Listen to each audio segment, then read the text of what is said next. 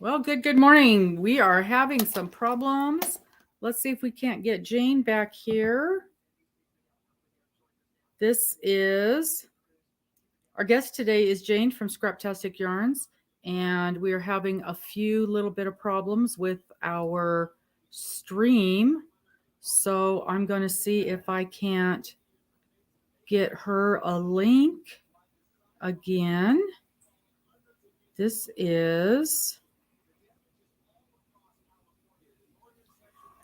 is the fun of doing things like this.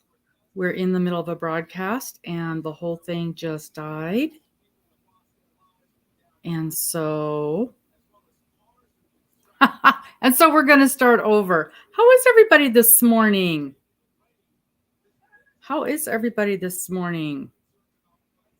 It is cold and it is nasty and it is rainy.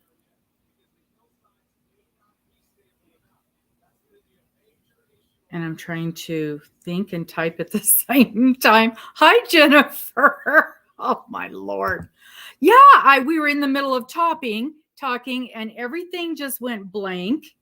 And it started screaming at me. And now I'm trying to get back to StreamYard.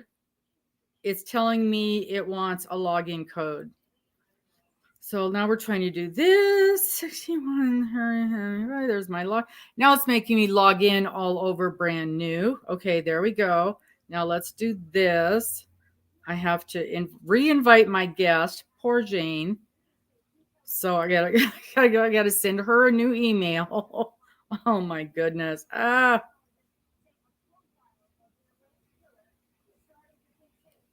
Okay. All right, now we're going to send her a new email with the new link, and I hope she gets this. Okay, I've sent her the new link with the new.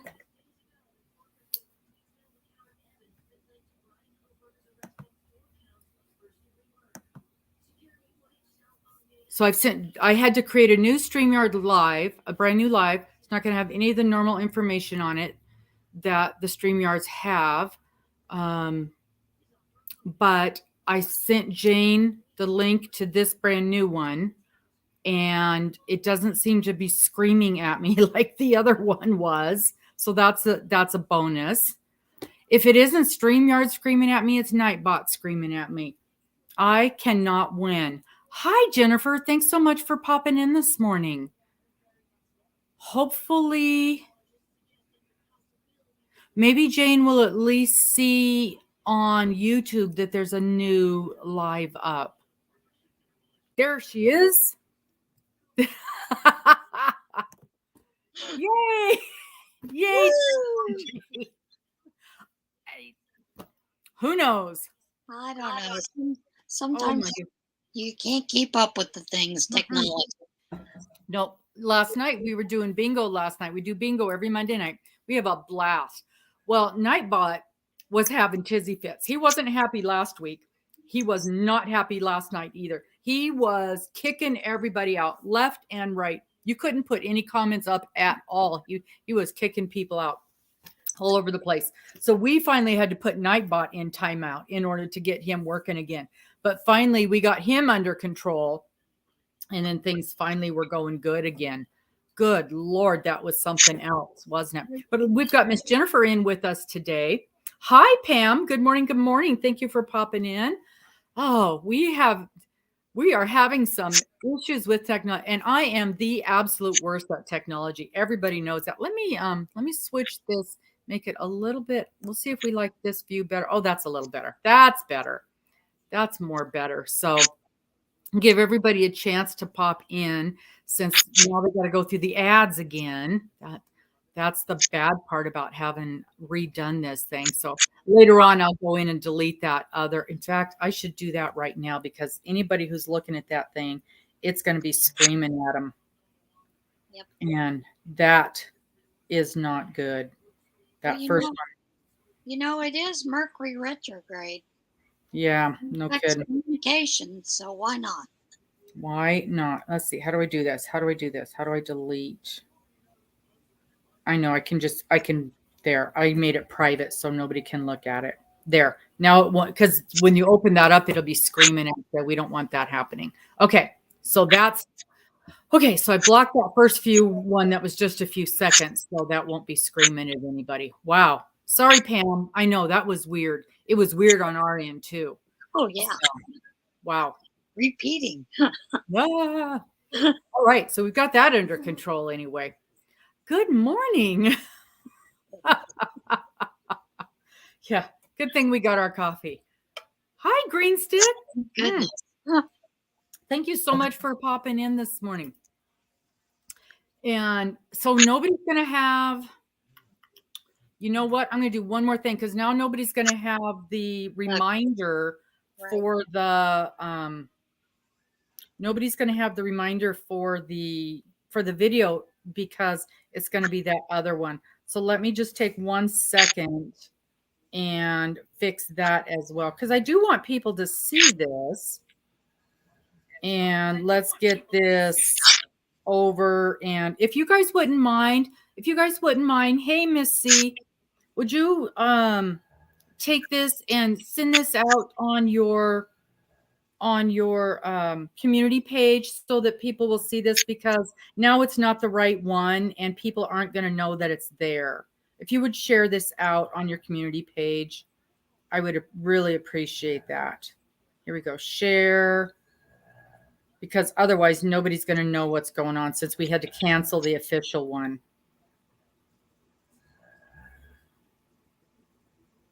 Oh, goodness. I love technology. You know, and the thing is, when it works, it's fabulous. I mean, how else could we even do these kinds of things? Update. Here we go.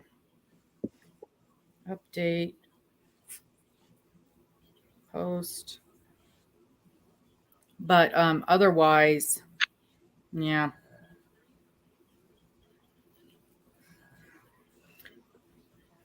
There we go. Okay. Thank you, guys. I appreciate that. I know. Oh, 2 of your happy place people. That's wonderful. I know. I'm so excited to have Miss Jane here. So, Miss Jane, how are you this morning? I am good. Good. Good. I'm a little frazzled, but we'll settle down now. Well. All right. So I am so excited to have you here. I've wanted to have you on for such a long time. And I say that, and I really, really mean it, because there's so many people that I do want to get to know. And it's hard to get everybody in here because there's so many people that I just love to watch. And I love your message, and I love the good feelings that you put out. You do your best to touch and to support so very many people, and that is hard to do, and you've done a very good job of that. And we out here in YouTube land appreciate all the hard work that you put into communicating and connecting with people and sharing people out, and I want to thank you for that. Well, you're welcome, and I'm glad to do it. I mean, that is one thing that I think is really important, that we support one another regardless of what our numbers are. Mm-hmm. It just helps build our community to be a better community. Absolutely. So I think that's important. And, with doing prayer shawl ministry, networking is real important. Mm-hmm. So, I just bring it to this as well. Thank you. Yeah, it is. And I think one of the things that people miss in all of this is it's not just something to kill time. It's not just something to look up, a recipe with hamburger, or, how do I make this stick? It's the community. It's the fellowship.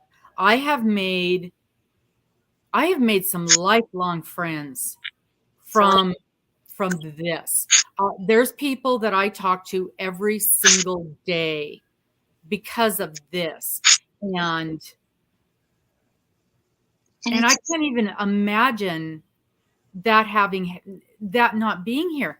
And is this medium, it's in some ways, yeah, it's a lot of fluff, but in some ways it's very, very important. And I know a lot of people have gotten a lot of people who are housebound really rely on this. And people like you with the fellowship that you provide, it's it's immeasurable what you do for our community. And I thank you for that. So let's talk about all the different things. I do not have a bird. Do you have a bird, Jane? No, No, no birds. No birds. maybe somebody's fire alarm is letting Oh, them. yeah. Is there? It's Yeah. my house. Nope. Nope. No birds. Um, so let's talk about your channel and why you decided to start a channel. Why not? Um, Basically, I was watching a lot of knitting YouTube channels, and I was Mm-hmm. really frustrated because there's very few crochet channels. Right. And I watched Creative Grandma. I had watched, Bag of Day, but those are totally different types of channels Mm-hmm. because you get to see patterns and tutorials and those kind of things. And I thought, but I want something that's a little like some of these knitting YouTube channels where it's what I'm doing, what you're doing, what community is doing, but also more importantly, just life updates to get to know one another. Mm-hmm. And like you, I have a lot of friends. I communicate a lot of people on my Facebook as well as the YouTube channel through emails, through text, you name it. So it's just I always tease that I have a lot of online friends. I probably have more online friends than physical friends. Absolutely. Absolutely. And people are like, but are they real friends? Oh, yes, they're real Oh, friends. they are real You friends. put something Absolutely. out there, you need help, they're right there. Mm-hmm. Every single one of them. They're Yep. very giving and generous. Mm-hmm. I love that about this community. So Mm-hmm. that's basically why I started the channel is because it's like, why not? Mm-hmm. Yeah. Yes, Jennifer. And Jane and I were just talking about that. Um, Mr. can only listen to me talk about my new crochet project so much. And he could care less the difference between this yarn and that yarn. And he does not want to hear about the new color that such and such company put out. It's just, you know, but Yeah, you guys are right there with me and we can talk about it for hours. So yeah, absolutely. This is necessary for our well-being. Hmm. that is Um, that is I think also part of a spiritual well-being, mhm. mental health. Um, Yes. because my husband, when he was alive, would talk about geology. Hmm. Well, there's only so much I can stand listening to when he was talking about it. Hmm. It was like, I have no clue what you're talking about. Hmm. Listen, and he Right. listened to me as well. But he was a great encourager when it came to yarn. Hmm. Hey, there's a yarn sale. AC Moore, quick, get on it. Yeah. Yeah. And I'm lucky because Mr.'s mother crocheted and she actually taught crochet.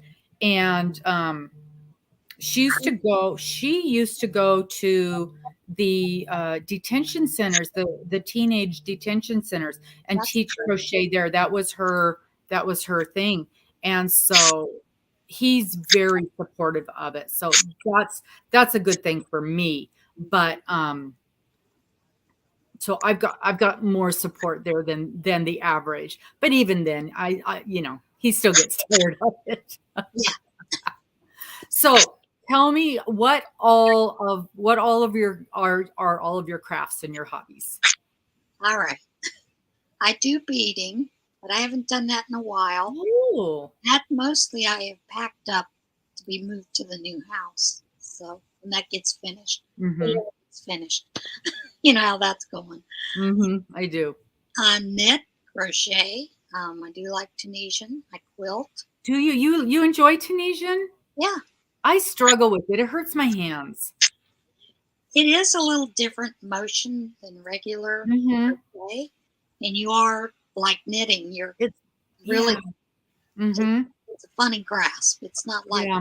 regular crochet. So, but I do like it because it slows the crochet down a little bit. Mm-hmm. Gives me a more slower, meditative Mm-hmm.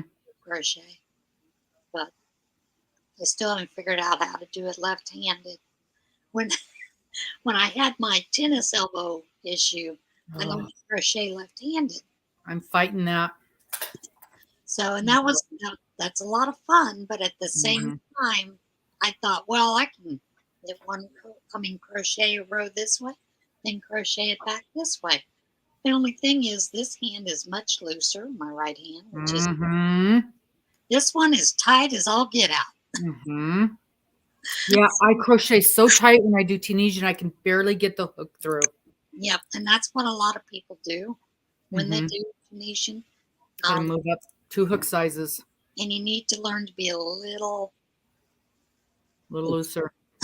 Yeah, That's relax, relax. This is supposed to be enjoyable. Relax. right. But if you're not enjoying it, you should put it away until another Mm-hmm. day and try it Yep, again. yep, It's just the way it goes. yeah, Sometimes it's good and sometimes it's not. yeah. So then you also knit. Mhm. And I enjoy knitting. That's a different type of meditation. Mm-hmm. Yeah, knitting is completely different. And I've then of course, I've done some stupid things in my life with my knitting after I learned to knit. I've been knitting for 2 years. mm-hmm. I decided I wanted to learn to do cables. Do I start with a hat or a scarf? No. I did the Tree of Life Afghan.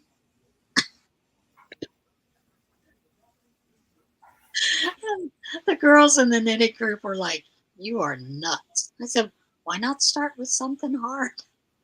But I did learn a lot with it, so Mm-hmm. that I did do. Mm-hmm. Mm-hmm. And then of course you're sewing. Yep, I do sew, regular bags, home decor, concealed hand carry bags, you name it. And then, of course, Mm-hmm. I do the quilting, and I enjoy the Quilting. quilting. Mm-hmm. Um, I don't know if you'd watched recently, my cousin had sent me all the quilt tops that my grandmother had. So Isn't I'm that working fabulous? with those quilted for therapy, that kind of thing. So it's a bit of a challenge this year with everything going on, but I'm going to try it. So, Good, good. You know, it's funny. I was just talking to my grandson.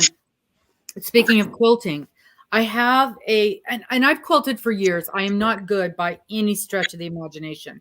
Very, very basic.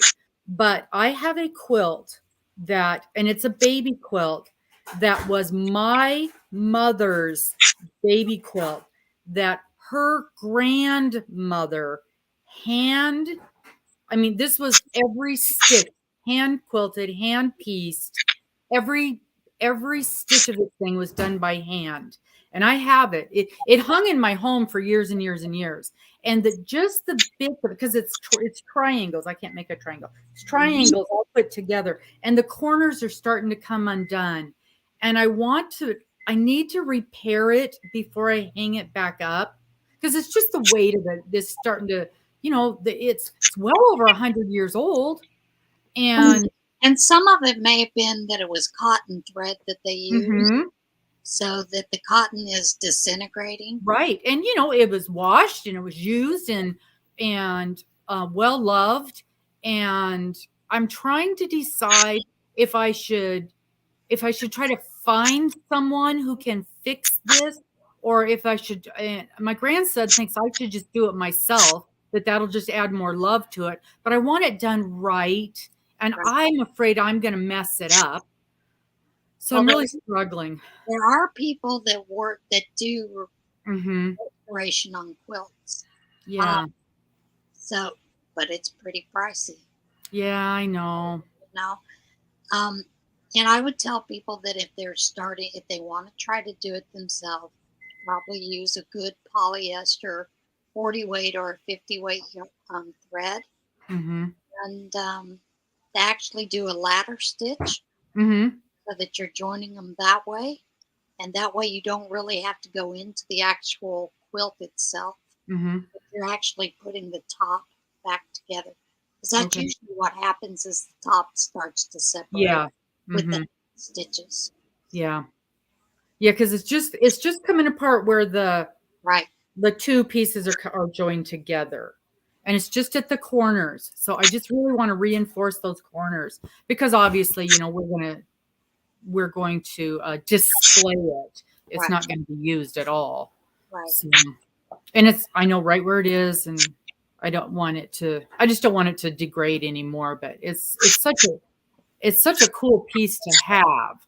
And I was telling him that we have a handful, just a very few minimal pieces like that in our family. And even though, yes, it doesn't match your decor, which is, red and black and stainless steel, these are a handful of things that will be passed down and need to be passed down and cherished in our family. Yeah, but that's a generational Hmm. memory, Right, and it's worth displaying, even if it doesn't go with your decor. right, You right. know, and there are so many ways you can display it, like Mhm. along a staircase, Right. just across the Yeah. staircase. Yeah, in You the know, upper hallway or but and here's the story behind it because that's as important as the piece. You very know, important. this, If you yeah. don't have it documented, I would type it out to document it. Oh, that's a good idea. Have that provenance of where it went, Mhm. where it Yeah. came, that kind of thing. Mhm. Yep. Because I remember the names, but in fact, we were having a conversation between some of the cousins, and I was the only one that even remembered my great grandmother's name. Yeah. So, that stuff is getting lost, and it's so important to keep it. And most likely that's because you had that piece. That memory, uh-huh. And my mother, my grandmother, my mother's mother lived with us. So we had these conversations, and I have those memories where the cousins don't have those memories. Right. So, yeah, And so I guess I'm by documenting it, that's also a way for those cousins to know that mhm, as mhm. Yeah, well. I should do that. I should type that little story because it's just going to be a few lines and the pictures of the quilt and Yeah. keep them involved in that as well. Yep. So, I'm sorry, I didn't mean to hijack your conversation there, but that's how this thing goes. That's how these go. I love quilting, quilting, crocheting, quilting, knitting. I feel like those crafts, those we see a lot of that kind of craft work in woodworking as well, but those crafts to me are those are the things that get handed down from generation to generation and along with the stories of the family. And Right. that's why I think and I'll say this week after week. I know you guys get so tired of me saying it, but it's just so important to me. Yes, we make dishcloths, and yes, we make a sweater for the kid, and yes, we make, whatever, but we also make these very important pieces that keep our family history passed down. And Right. maybe it's not a big deal when you're making it that I make a blanket for every grandchild. And maybe it's not a big deal when you're making it, but it's a big deal 20 years later. And every one of the grandkids still have that blanket, every one of them.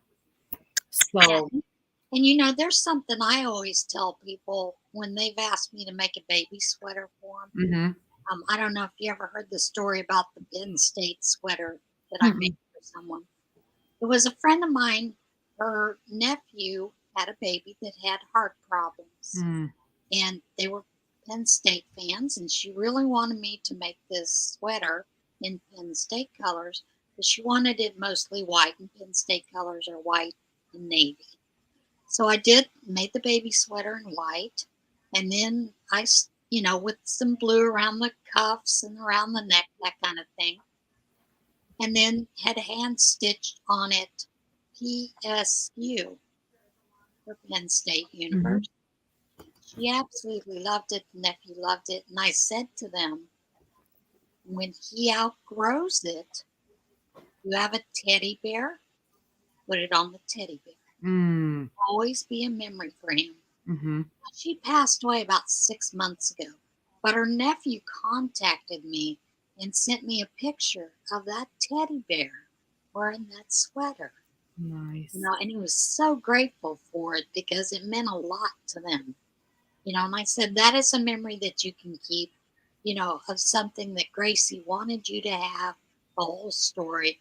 I said, the other thing is you need to know the rest of the story. When I had given it to her, she was a volunteer at the hospital. We were talking, we were in the uh, gift center. And she said to me, how much do you want me to give you? I want to pay you for it. I said, no, it's a gift of love. I'm not taking any money. Mhm. There was a fellow in there. He goes, that's a good thing because I used to be a lawyer for Penn State. If you had asked for money, I would have to take a cut of it. And I was joking to him and I said, well, since all I did was provide the yarn and everything, if I give you a bill for that, will you give me back that cut? So, the nephew has this cute little story to go along with it Mhm. to the rest of the family. And, we laughed about that because, people don't think of those things when they make these things. Right. Right. But if you're making and selling something like Oh that, yeah. be very careful. Very careful. A couple weeks ago, oh, it was IDB Creates. She was on a few weeks ago, and she makes keychains. She makes keychains.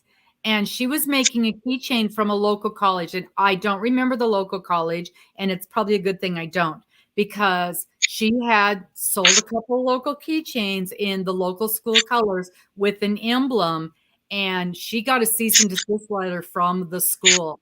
And Yep. she wasn't advertising them, it was word of mouth. And somebody like the dean's wife bought one from someone, and she got in trouble for it. So she's very careful now. Yeah. Yeah. And so, yeah, you got to be careful of that stuff. Even just the local colleges, they're very cognizant of seeing that kind of handicraft stuff going around. So, and I can understand it. I mean, on one hand, I'm like, yeah, really, give me a break. But on the other hand, that kind of stuff, that's their moneymaker. I That mean, is it, their moneymaker. it is their big money maker. Mhm. Their college stores, so you Yeah, can big, understand. big money maker. Absolutely. And So, with that Penn State thing, there was a couple at the farmers market, and all they did was they knitted sweaters, mhm. machine knit sweaters, Oh, yeah. different colors. They had blue and white and navy blue with white, and Penn State came after them. Mhm. You know, and they're like, "Those are our colors. You can't do that. It's trademark." And she goes, there is nothing about Penn State that says I Right. can't use Navy. And Mhm. they went to court over it. Yeah. And luckily she won. This couple won. Yeah. And that's the other thing too. It's like how can you can't trademark a color. Right. And it's sometimes just like that. I think sometimes they take these things too far. They want to have complete control over everything. And and as long as you're not putting their emblem on something, I think they need to back off sometimes. Yeah, I do But too. but yeah, because I was thinking about that exact same thing. I'm gonna make my grandson a hat with his school colors, but I won't be using an emblem. And but yeah, if I do something out of red and white or black and white, those are just colors that look good together. And I think as long as I don't do all three of the colors, it should be fine. Yep. So who knows? But yeah, like you said, you can't own blue, you can't own navy blue and white. They're just colors. Just colors. People have tried that before. They've tried to trademark orange. So no, you can't do it. Yep. But yeah. Oh wow. So what else? So you do knitting and crocheting and quilting and sewing and beadwork, and do you paint? Yeah. Really? I was joking. Of course I'm you do. You I'm do just starting and then I'm learning to draw, so it. Wow. You just do it I'm, all. I'm just having fun with it. I don't These are paint. I things don't I've draw. always wanted to do. Mm, And I'm like, nope, I'm gonna start playing around with it. That'll be cool. Yeah, my big thing right now is just painting rocks. Oh, that's fun. To leave around town or Mm-hmm. somewhere for Yep. people to pick up. So I'm having fun with that. Funny story. We were in Quartzsite. We were in Quartzsite, Arizona, which is a big it's a big camping, it's a big RVing place. You're literally in the middle of the desert. And it's just off of like 20 miles from the California border, way, way, way south, in the middle of nowhere. And they've got these petroglyphs, and we were out dinking around, and we found this rock that had been painted. You could tell it had been painted by a little guy. And on the back of the rocks, they write, usually it's a YouTube channel. And when you find the rock, you're supposed to go to the YouTube channel and say, hey, I found your rock and this is where I found it. And then you re-hide it somewhere.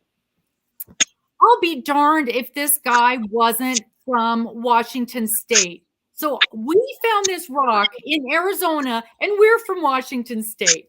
So I just got such a kick out of that. So I found his little rock, and I actually have it right here. I've saved it. And so we're going to be traveling this summer. And I forgot to take it with me. I was going to take it when we went to Alaska last year, but I forgot to take it with me. And so I want to take it when I'm going to one of my really far away places. And I'm going to leave it. We get to go to Panama Canal this year. So I think I'm going to take it and leave it when we go to the Panama Canal. So I'm going to write on there that being forwarded to Panama Canal. That's great. That'll be fun. Yeah. I have found those rocks in some of the funnest places.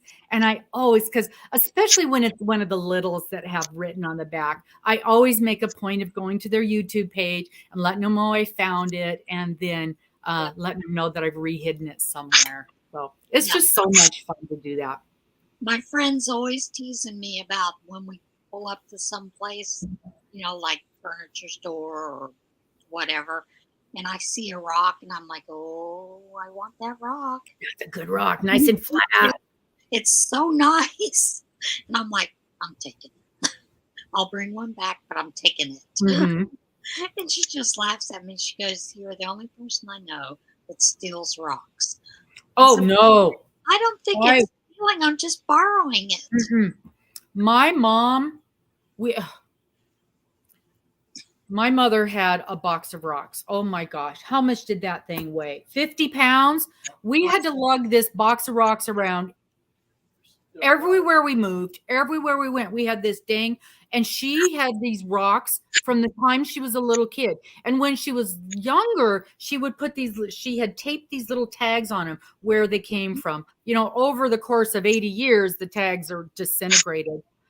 But so when she passed away, I have this dang box of rocks. And we decided that once we get settled here, I'm going to put them in the garden and around a tree, because she loved her garden. So we're going to put them out in the garden, and that's going to be her little memory area. And so we'll have her box of rocks that she collected her whole entire life. So no matter where we went, and we went on a tour of the whole car trip of the whole United States, and everywhere we stopped, she picked up a rock. Because, when we were young, we were dirt poor. And you didn't buy, and I think a lot of us, you didn't buy little knick-knacky things from all over the place. You picked up a rock, and that's where your memory was. And I like the rocks too. And often when we go places, we pick up a rock everywhere we go. And I've got rocks from Alaska. We've got rocks from everywhere.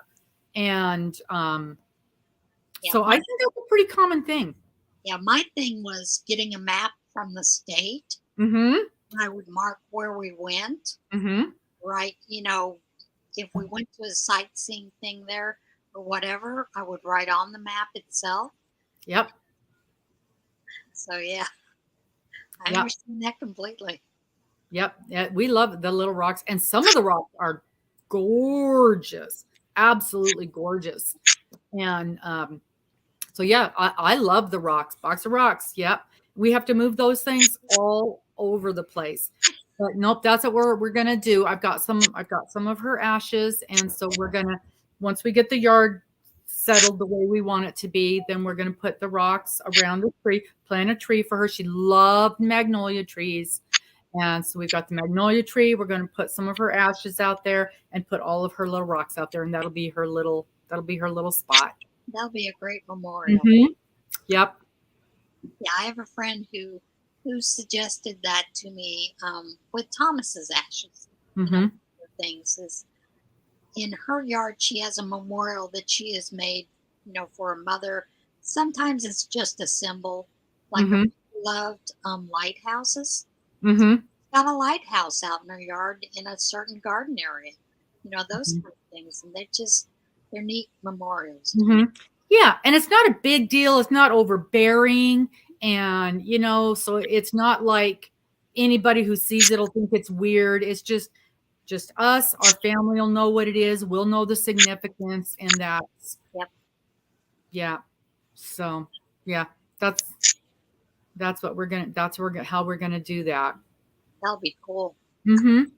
Yep, and I won't have to haul that box of rocks around anymore. It'll be done. I couldn't believe it. I'm like, what am I going to do with all these rocks? And she always said, I want them to be buried. And I'm like, Ma, she's like, bury me with my rocks. I want to be buried with my box of rocks. Like, Mom, that's an awful lot of rocks. I don't know if they'll let you. Rocks. Yeah. Well, I was teased when I was cleaning out the office at the university for Thomas. One of his office mates came in and said, so are you going to take all of his rocks? I said, no. I know what we moved here. I know what we've collected. I have what I want. You guys keep the rest. Give them to school kids. Give them to use them in classes. I don't want that half a ton of rocks. I know. But I will give them shark teeth. Yeah, shark teeth. Those are cool. Those are cool. Way cool. So one of the things that I noticed in your Etsy shop, so in case you guys didn't know, Miss Jane has an Etsy shop, and she sells her beautiful bags in there that she makes. And one of the things I noticed in there was a cross-stitch bag. Those always catch my eye because I think they're wonderful. So do you cross-stitch as well, or do you just make the bags? I used to cross-stitch. What happened is Linnea had asked me to make her a cross-stitch bag. And I thought, I wanted to add that in to the repertoire anyway. But she didn't want one that had the clear front. Oh, see, and I love that. So, I thought, well, I'll start with this. I've started working on some other bags that do have the clear front, that's easy to see. Some that have a clear pocket so that you can see, see what project it is. Then also another pocket in the back to hold the supplies, that's hidden so you don't see all the supplies there. So I've been working on those, just haven't gotten them up yet. I'm trying to reach. I got one right here. When I went to Alaska last year, I went to a quilt store, and this is the first time I had ever seen that. And it was the bag with the clear front. And I thought it was the most ingenious thing ever in the history of the world. And this one is a quilt or a project bag. It's not for cross stitch. I'd never heard of such a thing, and I was stunned. I had to have it. Club Press. It's got polar bears. My polar bears. So that is something that I've wanted to add. I just hadn't, and those are things that are in the works. Yeah.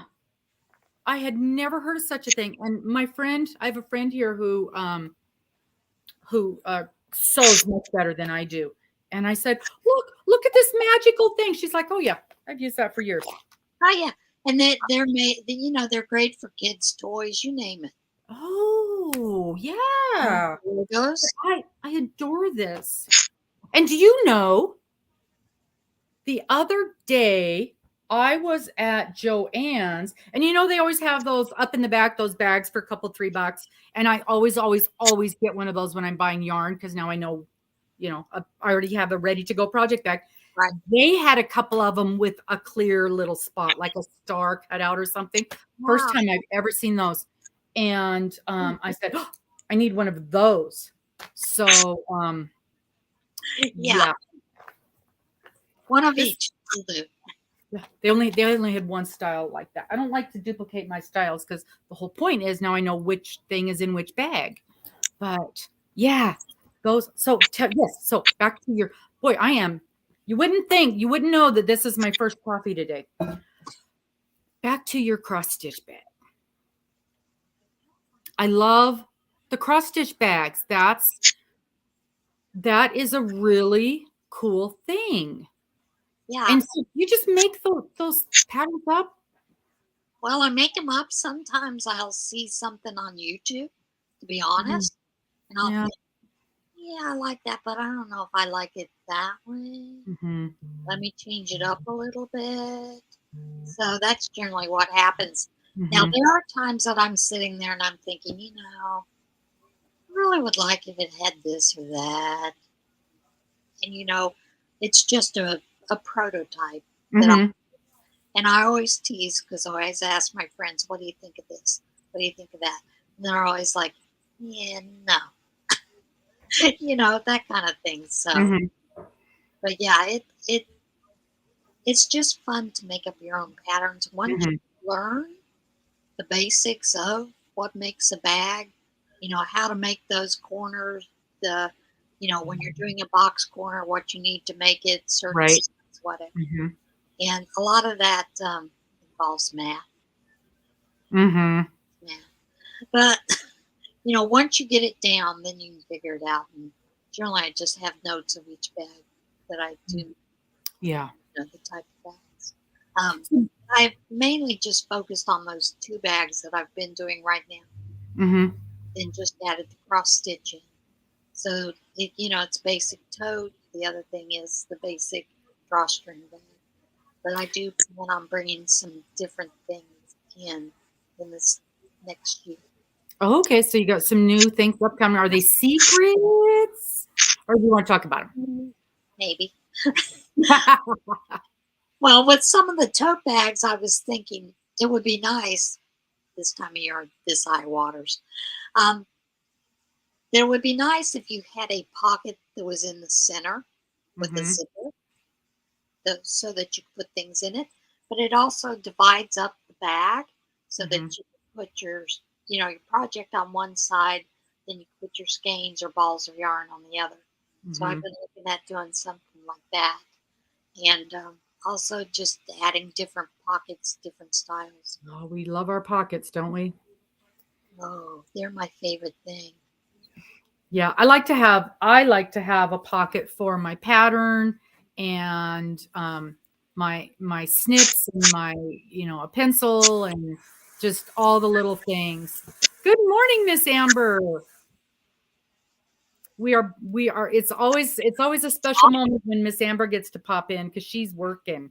I know she's always She's working. always working, yeah. Um, yeah, I'm a big pocket girl. I'm a big pocket girl. And it was funny.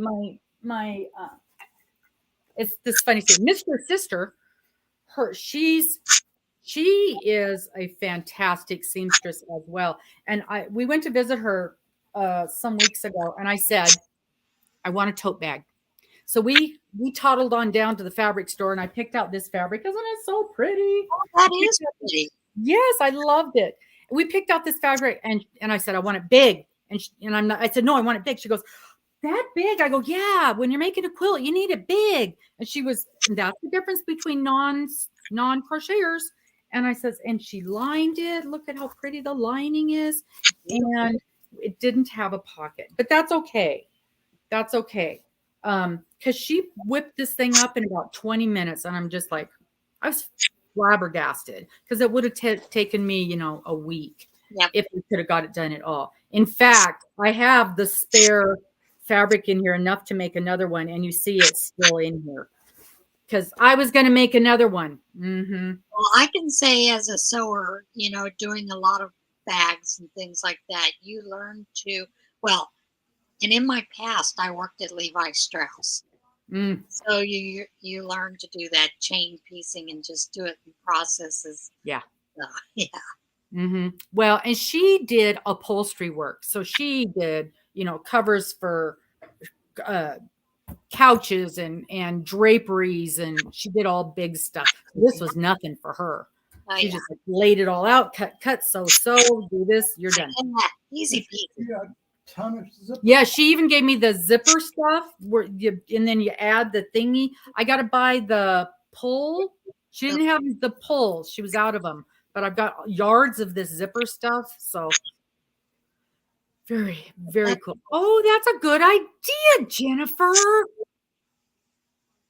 Yep.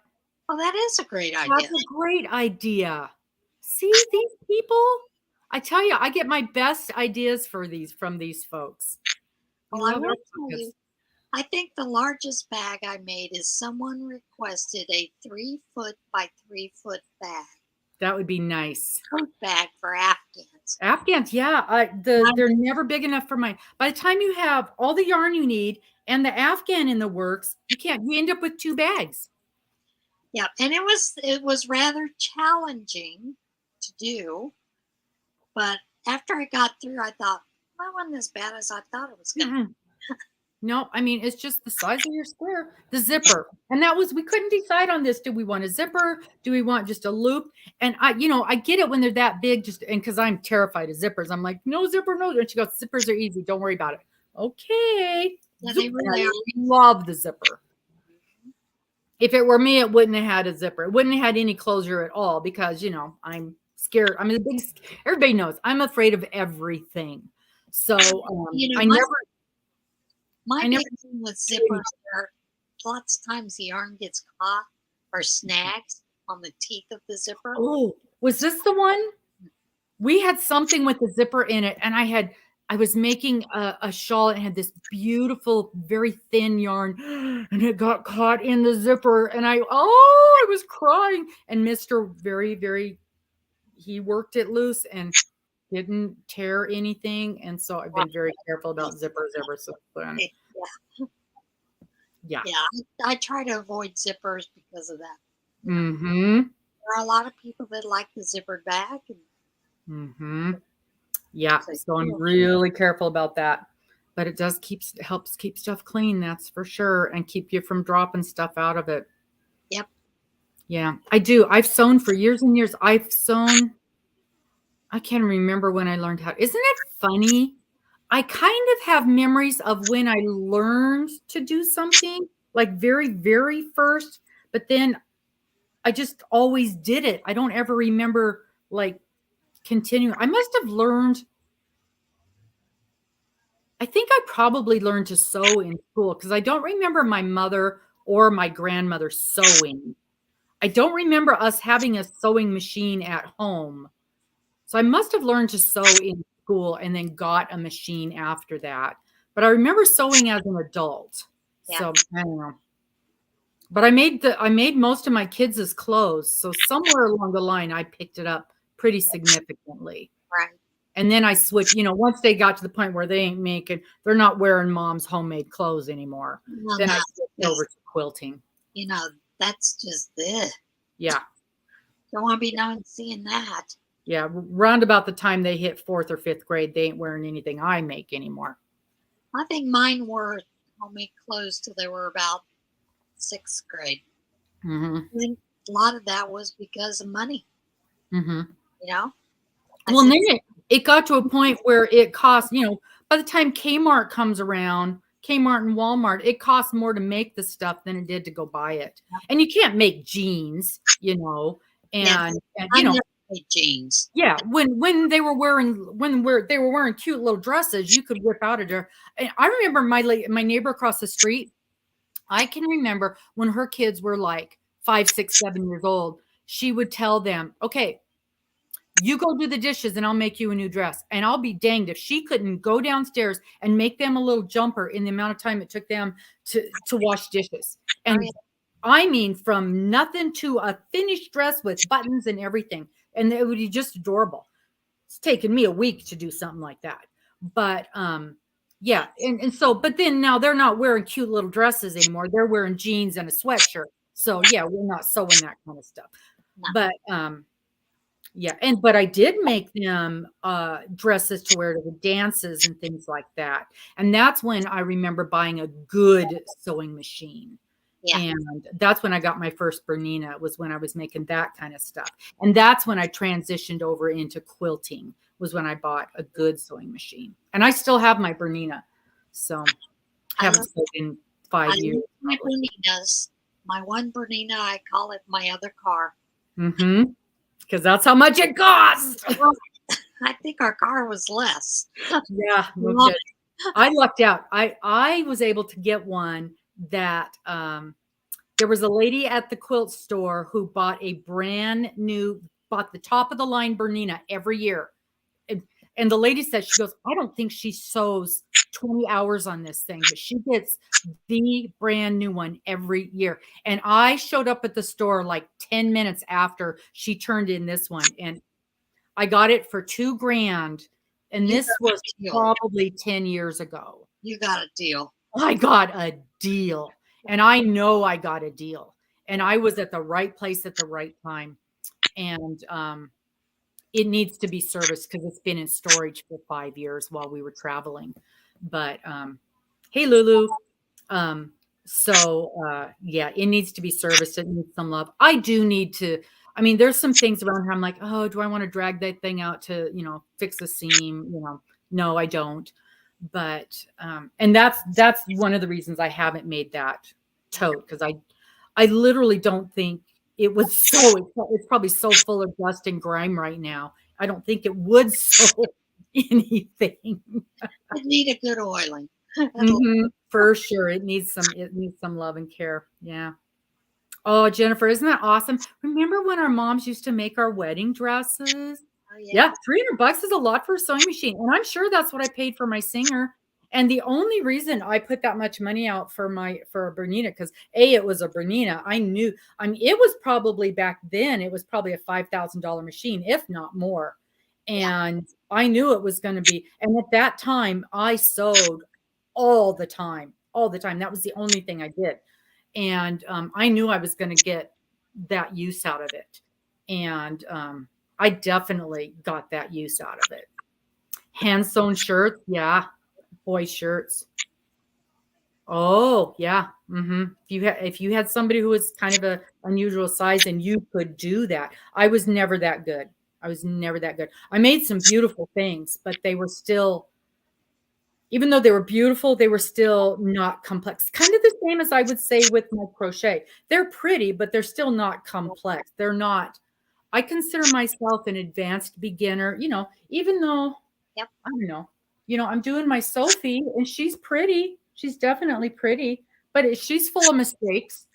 Yeah, but that's But I where still love her. advanced beginner comes in, because you can know where you can fix the mistake later on, or Yeah, where you can fudge it because you did make a mistake. I'm definitely fudging it, let me tell you. But I can read the pattern. I know what I should be doing.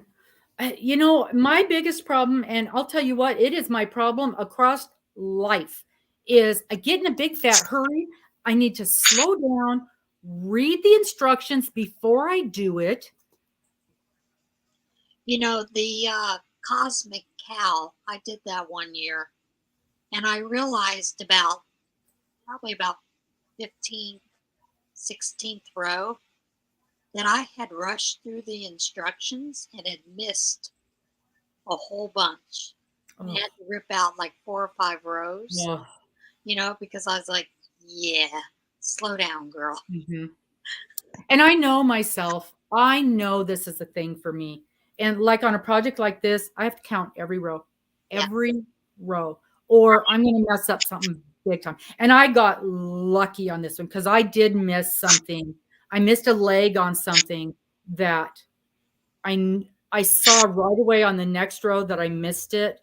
And I was able to count my stitches. I was able to figure out exactly where I had messed it up, fixed it on this row, and I'm going to be able to fudge it on the row before. I'll be able to go back and fudge it. So I've marked it with a pin, and I'll be able to fix that. And because I did a single color, nobody but me will ever notice it. Right. And that's But what I yeah, was find funny. I find the mistakes that I've made. and Other nobody else is people going are to like, see it.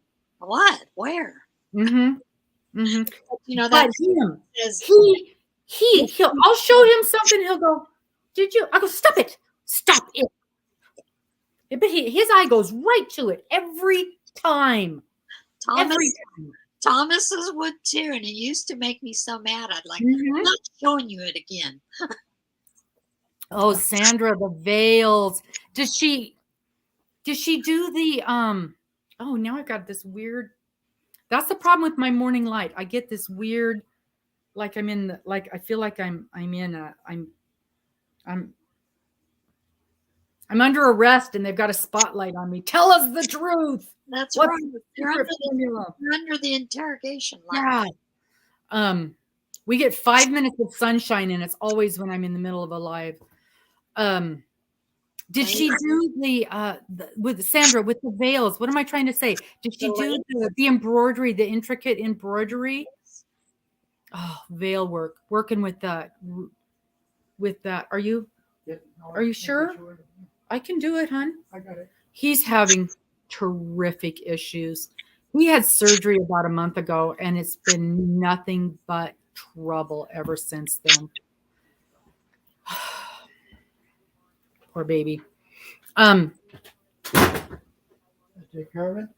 Nope. I think it's that. I always think it's that window, but I actually think it's that window. Now it's going to be really dark in here.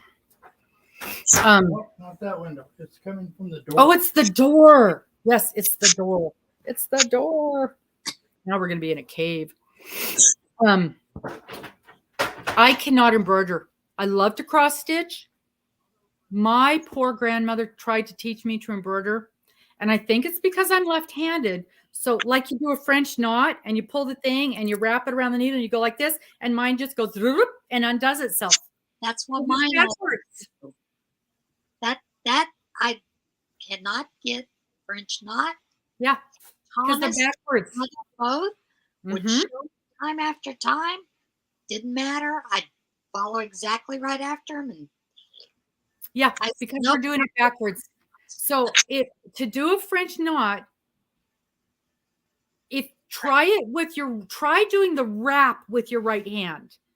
So do your needle, pull your needle up like you normally would, but then hold the needle in your right hand and do the wrap and pull it through. Then it should work. It's because we're wrapping with our left hand, we're wrapping it backwards, and so it undoes itself. I think that's the key. Because when you tie your bow on your shoe, and how, so you right-handed people, when you tie your shoes, your bow lays flat across your foot. Right. Left-handed people, when we tie our bow goes up and down. Yep. It faces your toe to your ankle. That's the difference. And so I think when we do the French knot, we're unwinding it. That may be. I think that's it. But my stitches were so terrible. They're not pretty stitches. I would have been hung if it was old England and we were required to do embroidery to make a living, because I fail embroidery. I fail embroidery, and I have tried time and time again. And my grandmother she wasn't disgusted. She gave me a break, but she gave up on me. Just absolutely couldn't. We moved on. We moved on. That's why she taught me crochets, because I could not embroider. That is something my mother loved, was embroidery, but I never really caught on to it. I mean, I've done a few things, and it's okay. Yeah. No, my embroidering is just awful. The way hers was, I'm like, no, it's not for me. Yeah. I mean, your chain stitch. Love that. Yeah, no. And a lot of times, and now I've got this weird light right here. Both of us are fighting with our lighting terribly this morning. A lot of times when we do a cross stitch, we have to do that back stitch to highlight things, and I struggle with that sometimes too. It's that whole left-handed thing. I have to do my back stitch right now. It's a good thing I'm somewhat ambidextrous and I'm able to do that. Oh, so she did the hand beading. Oh gosh, Sandra, I bet they were just absolutely stunning. Bear says, hey, same problem with French knots, and you're right-handed. Okay. Yeah, it's definitely the direct direction of the wrap. That's the whole key with that. Maybe it. Hey, Patty.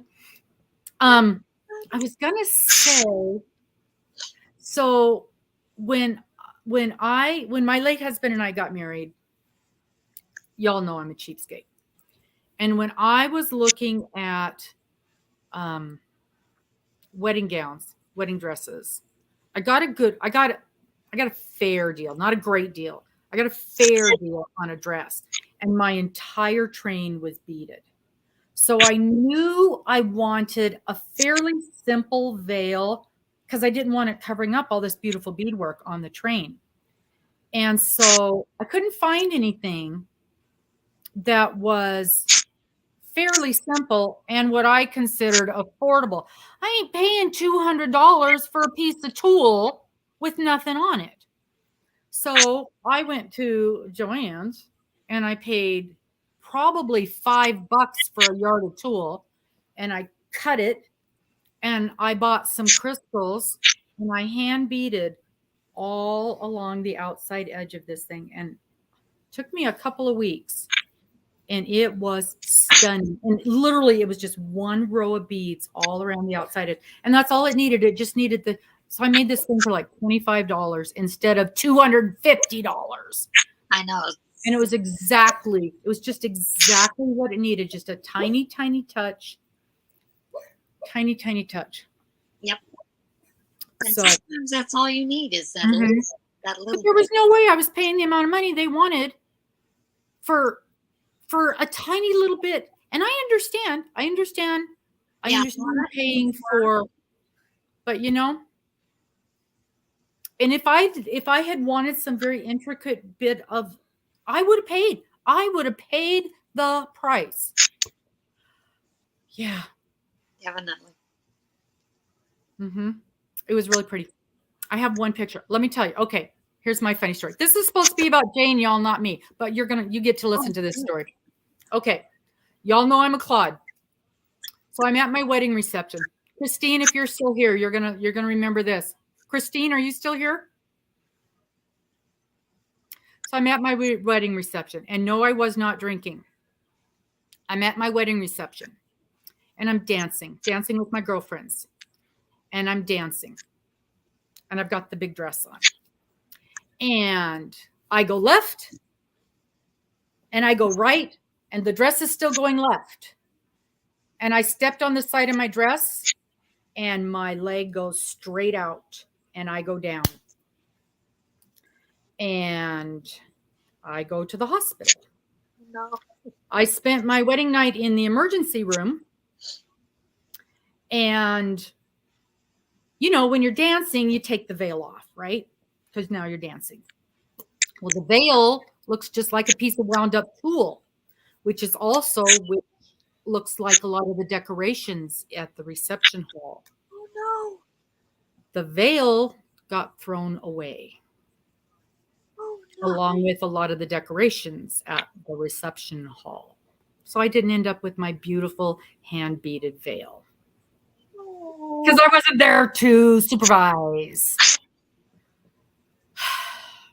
So, that's crazy. I have a few pictures, of course, but I don't have the actual veil. Yeah. I was lucky, though. I was lucky because it hurt. Oh, did it hurt. But they were able to lift me because I was a lot smaller at that point in time. They were able to lift me onto a chair, and as long as I didn't move, it didn't hurt too bad. So they carried me out on the chair and crammed me into a vehicle, me and all the dress, and off we went to the emergency room. And it was kind of funny because they've got pictures of me on the gurney being wheeled into the emergency room in my dress, and a couple pictures in the emergency room, and the doctors and the nurses and everybody that took care of me, they printed out one of the pictures and they all signed it. And I've got that in my wedding album. And one of the nurses had put on there, no, I wasn't drinking, because that's what I kept telling everybody. I wasn't drinking. I wasn't drinking. Because they always, that's the first thing. Were you drinking? No, I wasn't drinking. I was dancing. Yeah. So if you're dancing in your wedding dress and you have a big bell dress, they don't move as fast as you do. Remember that, folks. Yeah. Remember to tell your children. Mhm. Yeah. So, and they, of course, they want to cut the dress off, and we're all like, no. No, you can't cut it off. But it was a beautiful dress.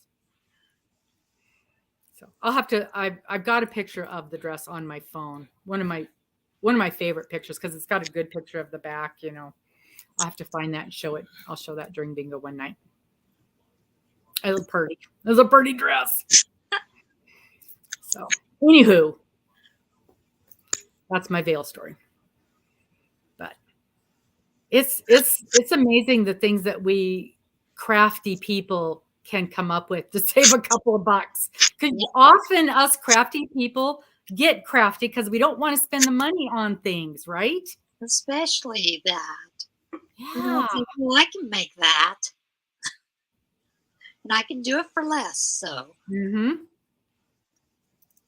And often it's made much better. Yes. Usually made much The quality is there much better. That's and so, and I was going to ask you earlier, with your bags, can people special order, like, hey, I'd like this design, or you know, I'd like some polar bears on that bag? Is that something that? Yeah, they can special order if they want. I just don't have that listed, you know, as a order thing. A lot of people have that in their shop. I don't.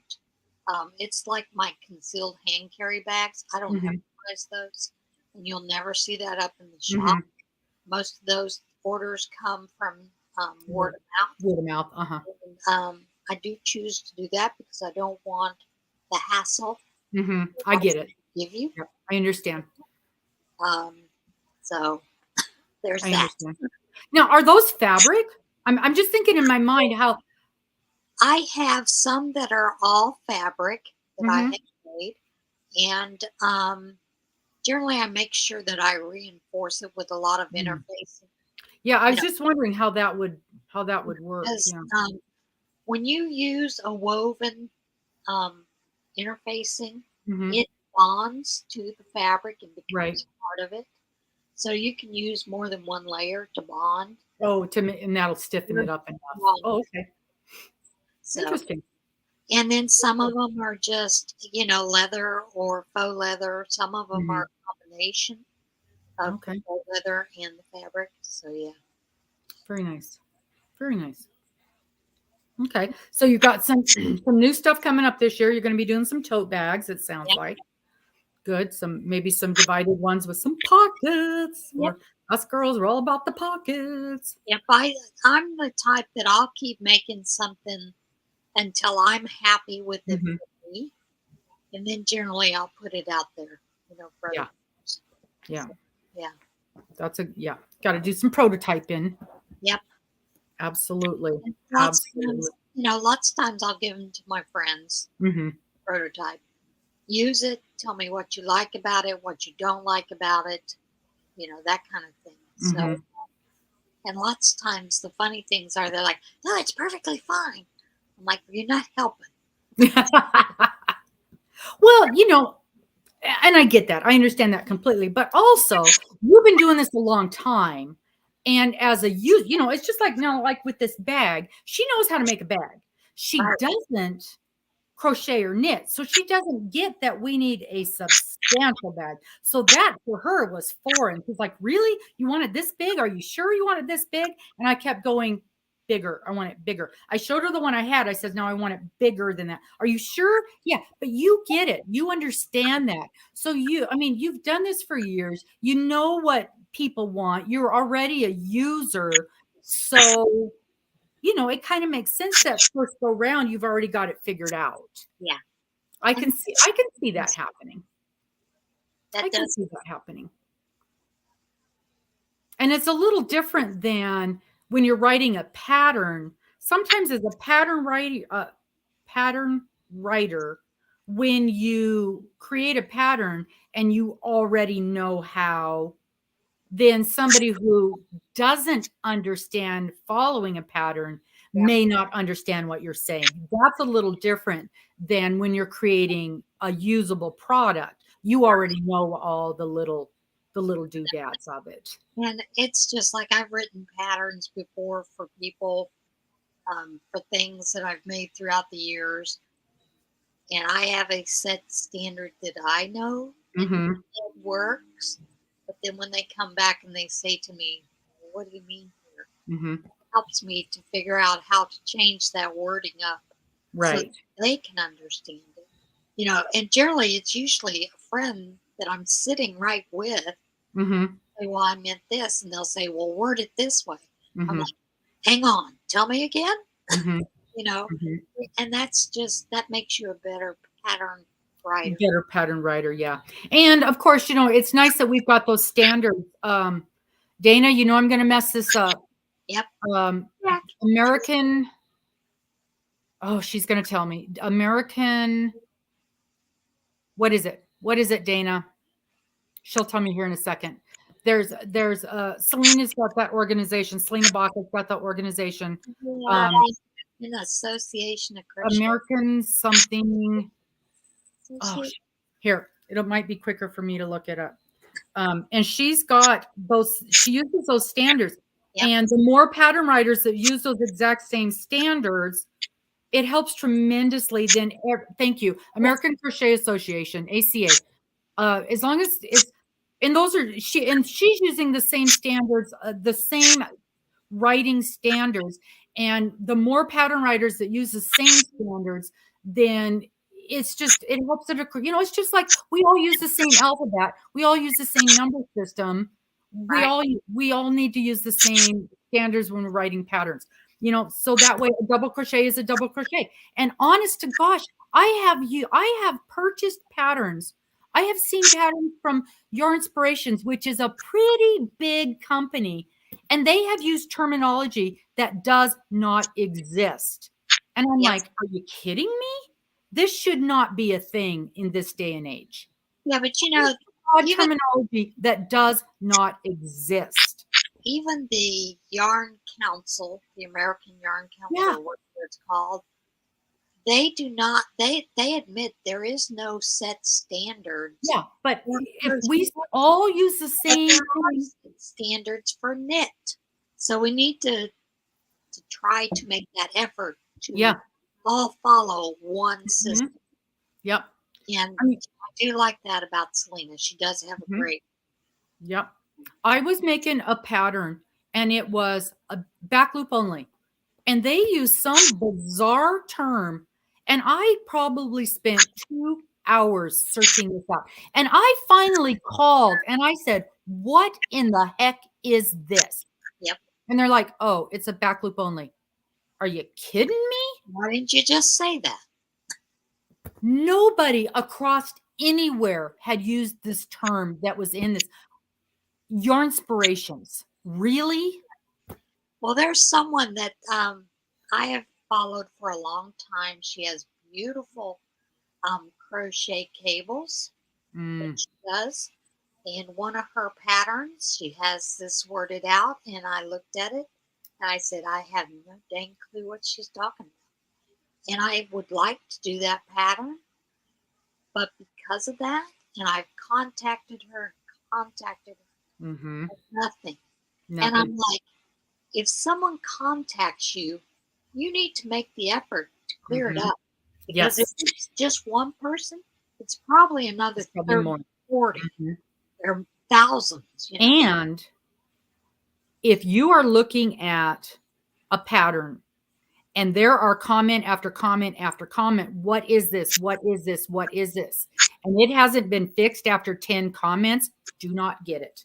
Don't get the pattern. Don't work on the pattern. Don't try the pattern.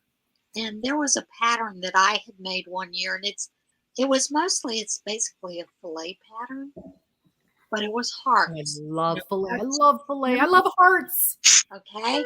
Hearts and polar bears. And I'm following it, and I'm like, this is not making sense. So I contacted the person who wrote the pattern, and I want to say it was Darla Fanning, I'm not familiar with her. maybe Darla Fanning. I contacted her, and she, within minutes, she emailed me back and she said, "It is not done this way. It is done this way." And I was like, now it makes sense. Mm-hmm. You know, but I was like, I don't get where we're going to get a heart. Not seeing a heart here. So, you know, and it was just one of those, I'm like, I'm not going to spend, Right. you know, 4 or 5 Years. hours on this Mhm. one Figuring this thing out.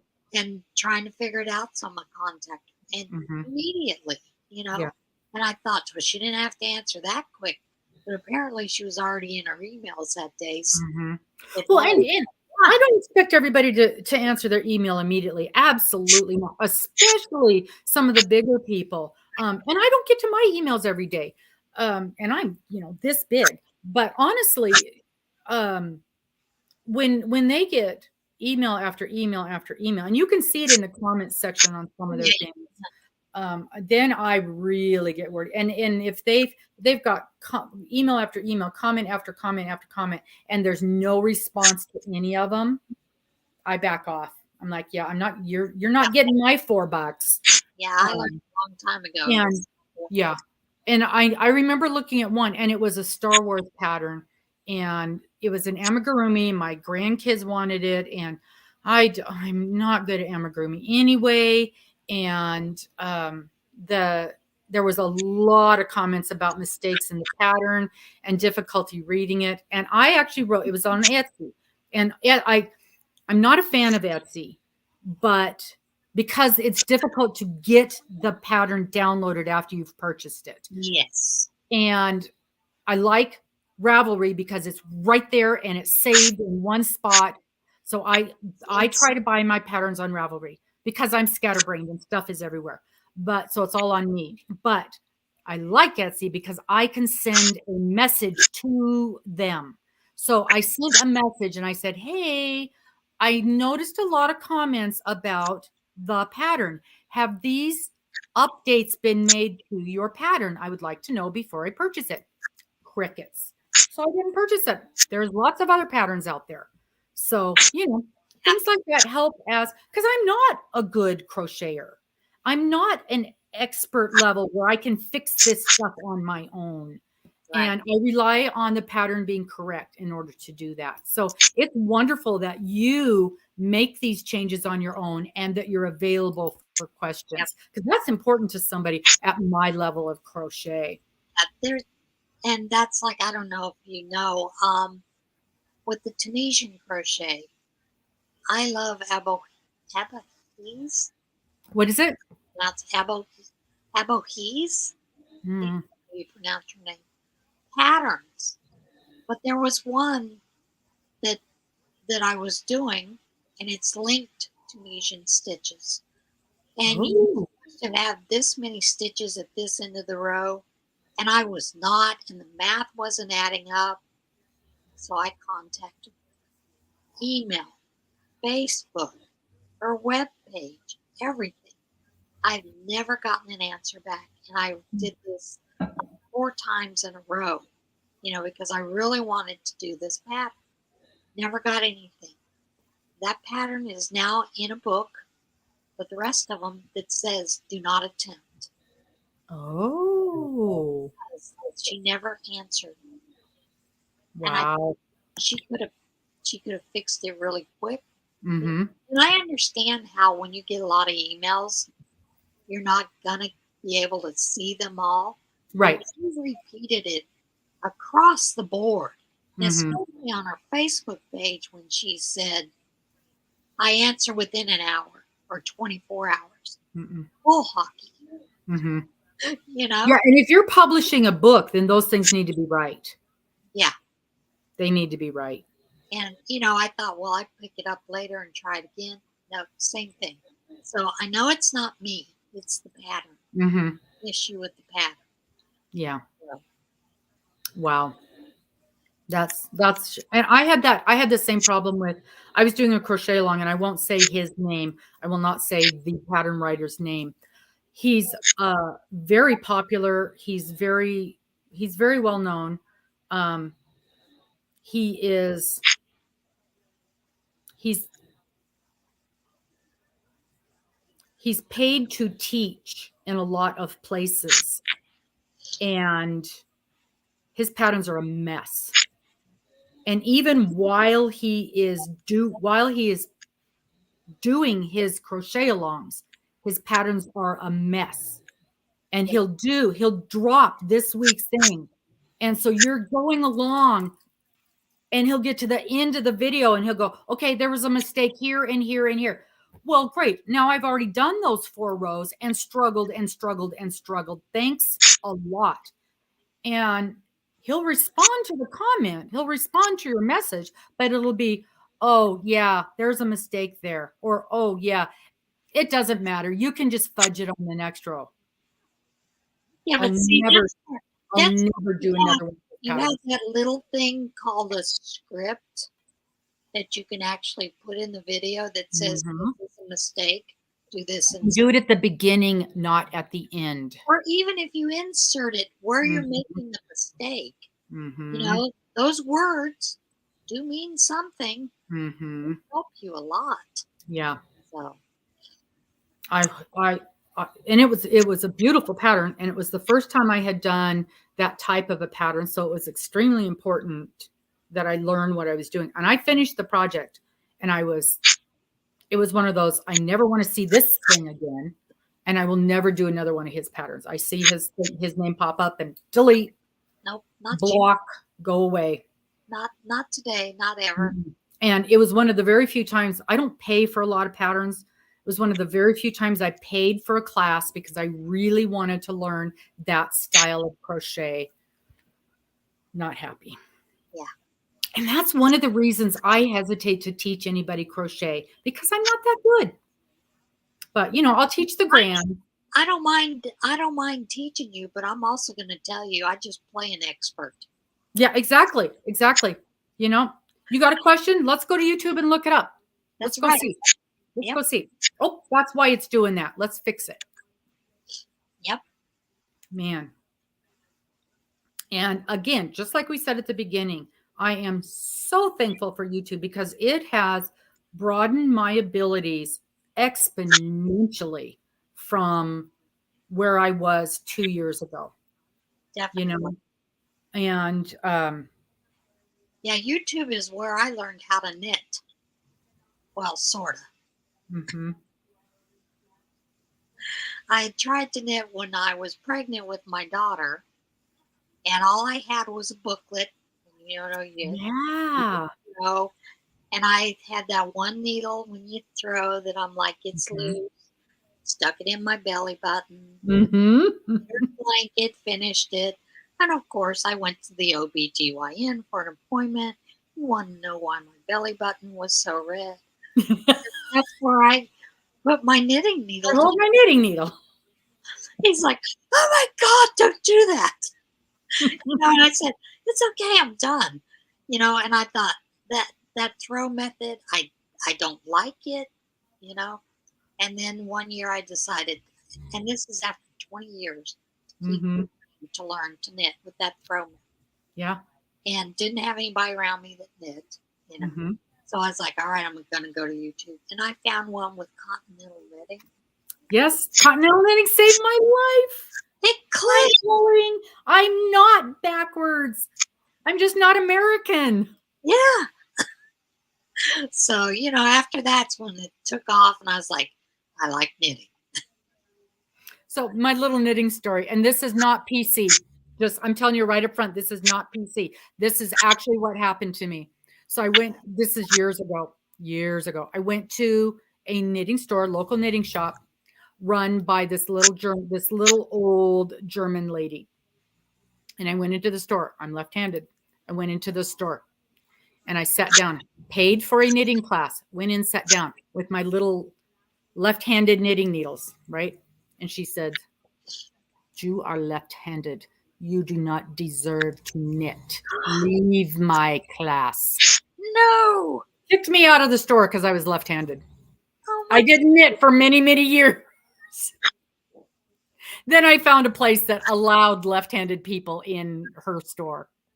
Well, and that's something that I have on my mind to learn is to learn to knit left-handed. Well, and then if you've heard my And this is stories, different. I've tried and tried and tried over the years to knit. And I took a sock class here a couple weeks ago, month or two ago now, and still had the whole knitting debacle. And finally, in the last week of the debacle of the knitting class, I just sat and looked at my knitting teacher for a few minutes, and I'm like, knitting right-handed is just not that big of a deal. And so I watched her for a few minutes and I just taught myself to knit right-handed. It just saved so many troubles. And so now I have become a right-handed knitter. I still have to watch videos while I'm doing it because I'm trying to hop back and forth. But I did that when I was knitting left-handed. I can't get in my brain what way to do what. So, and even I'm so bad. I'll go, throw. Wait, what am I doing? Oh yeah, throw. I don't think it'll ever be automatic like it is with crochet because I've gone back and forth so many times. But Well, honestly, Greenstick, I think that was the problem. I think she didn't know how to teach left-handed probably knitters. didn't. Yeah. But Well, I will never forget that. And it was funny because when I went to the other lady, she's like, oh yeah, you went to Hilda. Yeah. yeah, and the only reason I wanted to learn left-handed is because I had someone who was left-handed come to me, Mm-hmm. and they wanted me to teach them to knit. Yeah. So I did have her sit me Yeah, because the mirror. my And sister, that's what I did with the lady that did help me. my But sister's left-handed, and that's how we taught her to crochet was for her to sit across from us, watch it mimic with her left hand.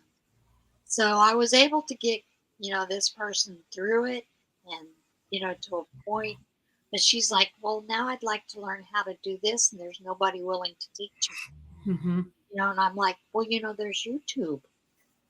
There are left-handed knitters that will there's a teach ton. There's a ton. And it's honestly, especially if you do continental, it's not that different. It is right. not that different. So, and somebody will know, somebody on here will know their name.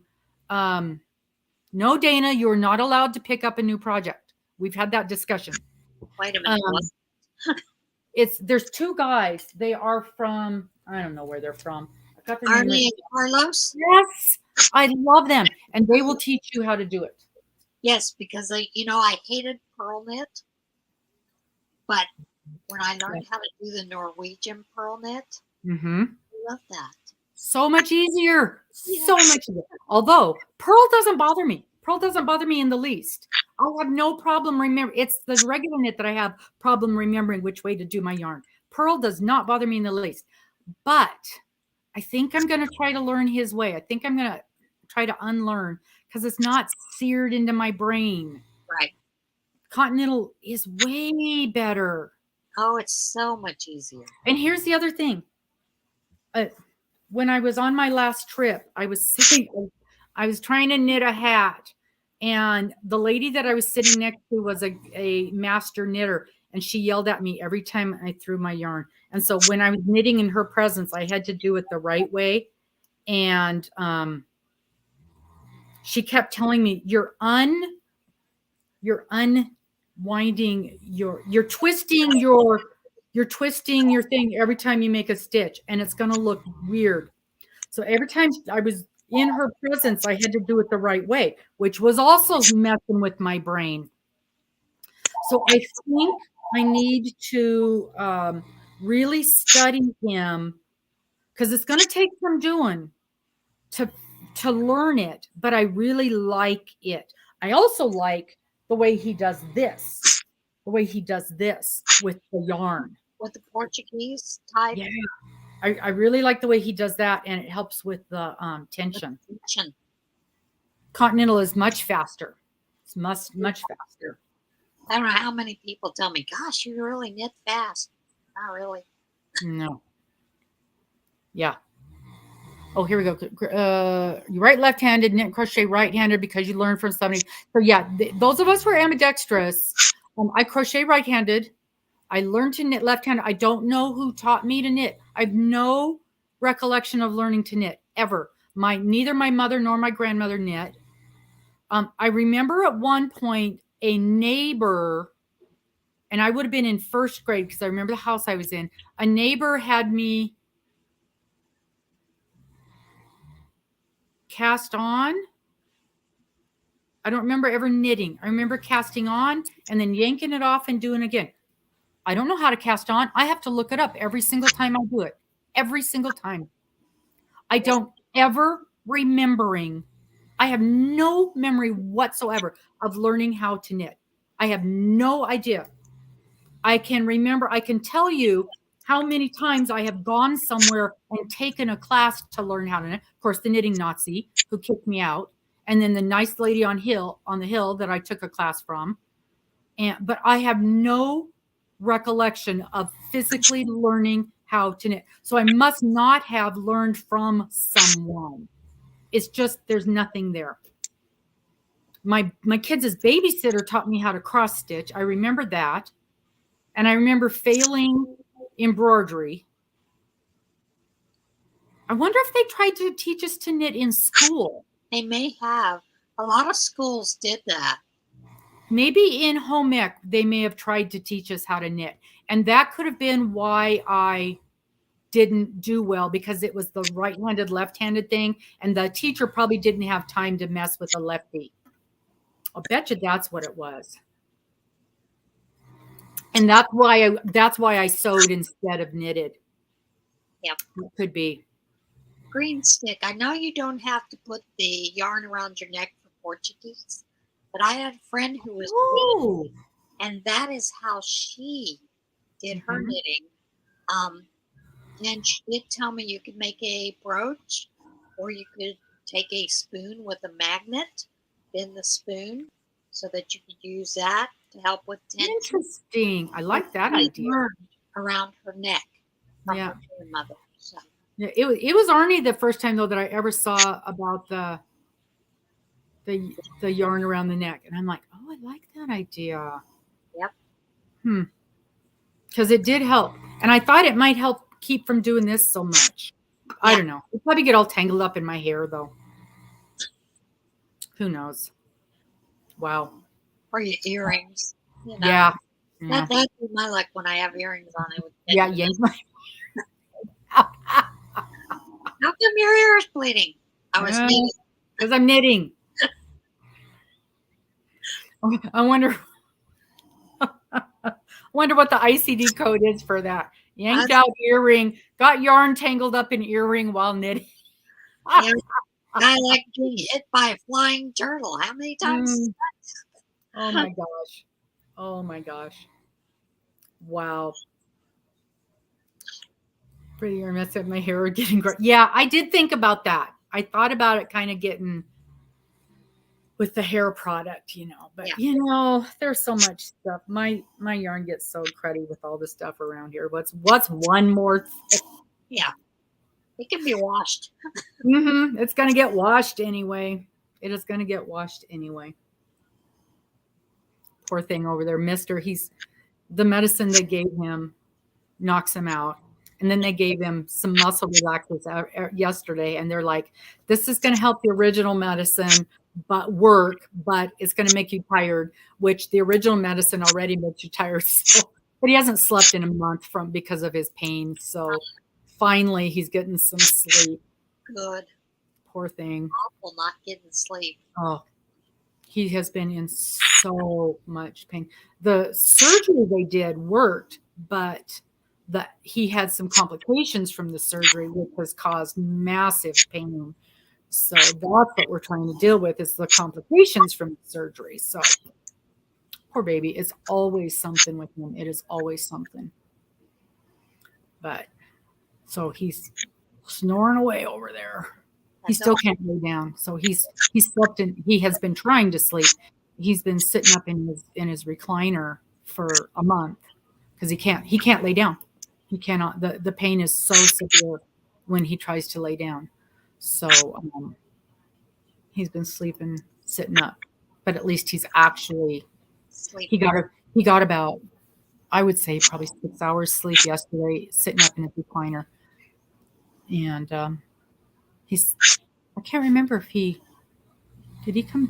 Yeah, he came to bed last night. I don't know how long he stayed in bed, but maybe a couple hours. So he got a couple hours sleep laying down last night, and then the rest in the recliner. So I think he's getting a few hours of some rest anyway.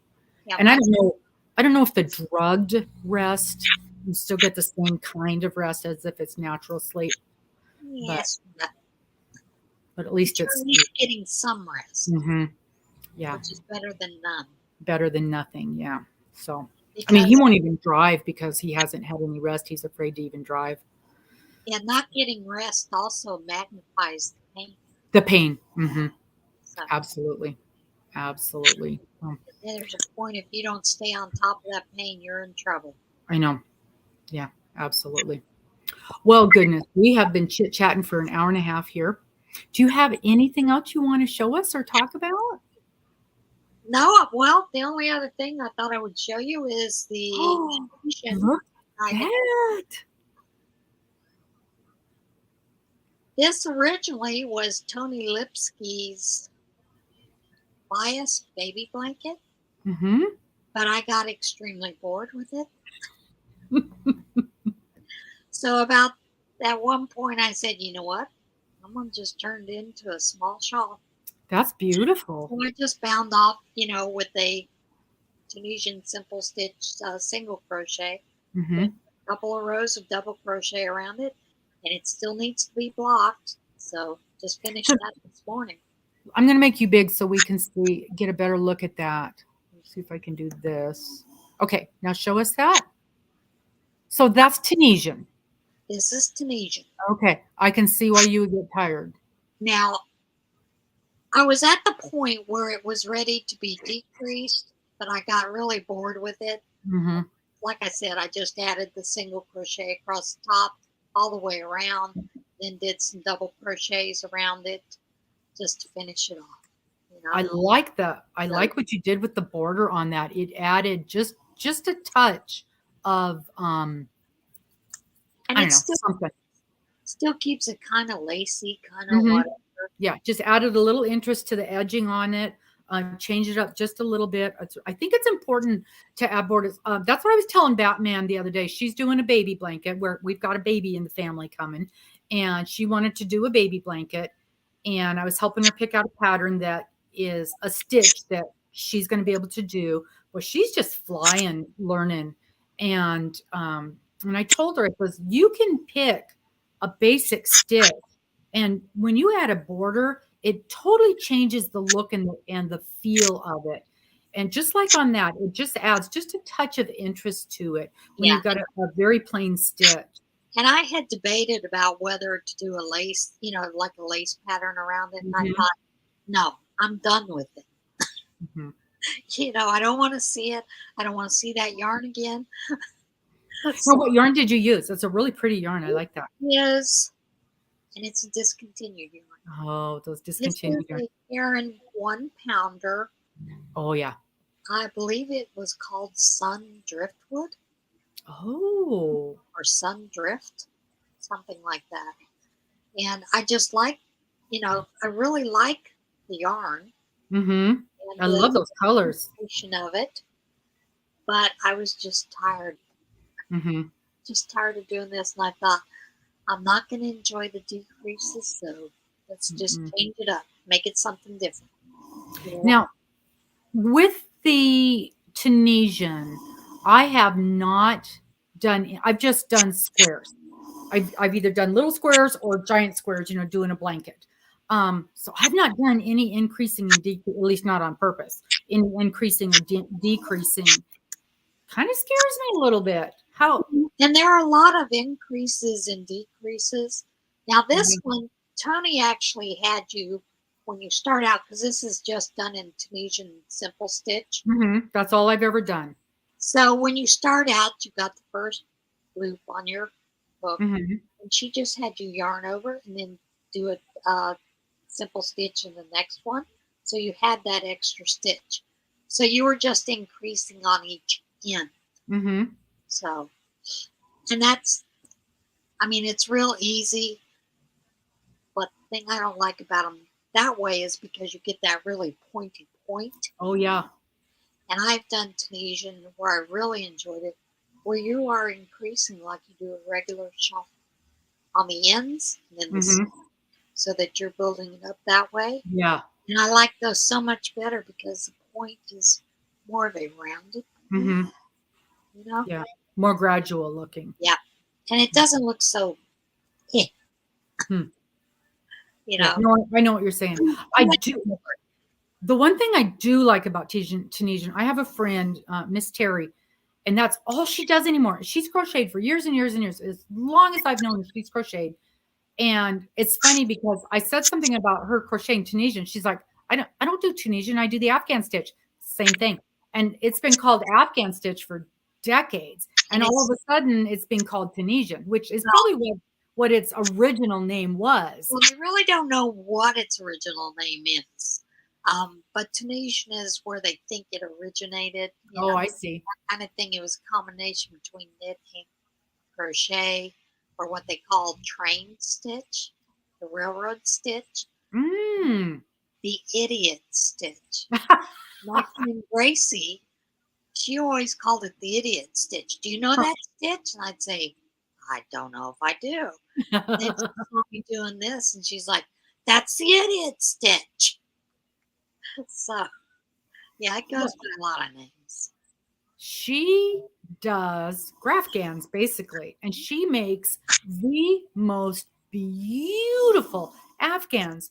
And it's like almost anything you can come up with. She's like, yeah, I can do that. Yep. And And that's how I started with she Tunisian does it. craft And dance. I love it. I absolutely love it. And I have done them. I did, again, my mom, she's a big Rams football fan. And so I did a sort of a lapgan side of their logo. And I did it with the Afghan stitch. And I'm really glad I did that because after she passed away, that was one of the things that I gave to one of the grands who's a big football fan. And he really, that was really important to him to end up with. So he got that from grandma. And so I did that in the Afghan stitch and I did another thing in the Afghan stitch. So I have done it. It's just, and I love that you can do the designs built right in. And I think they look, so many people do the corner to corner with where you do the 3 double crochets. And I think the Afghan is much neater looking. I think those corner to corner, you get the big gaps.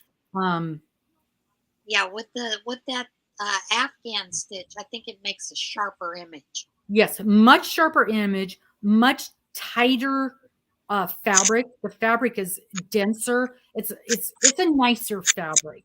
Yep. And so I think it absolutely has its place. And I think I just need to go up 1 or 2 hook sizes and it won't be so tight.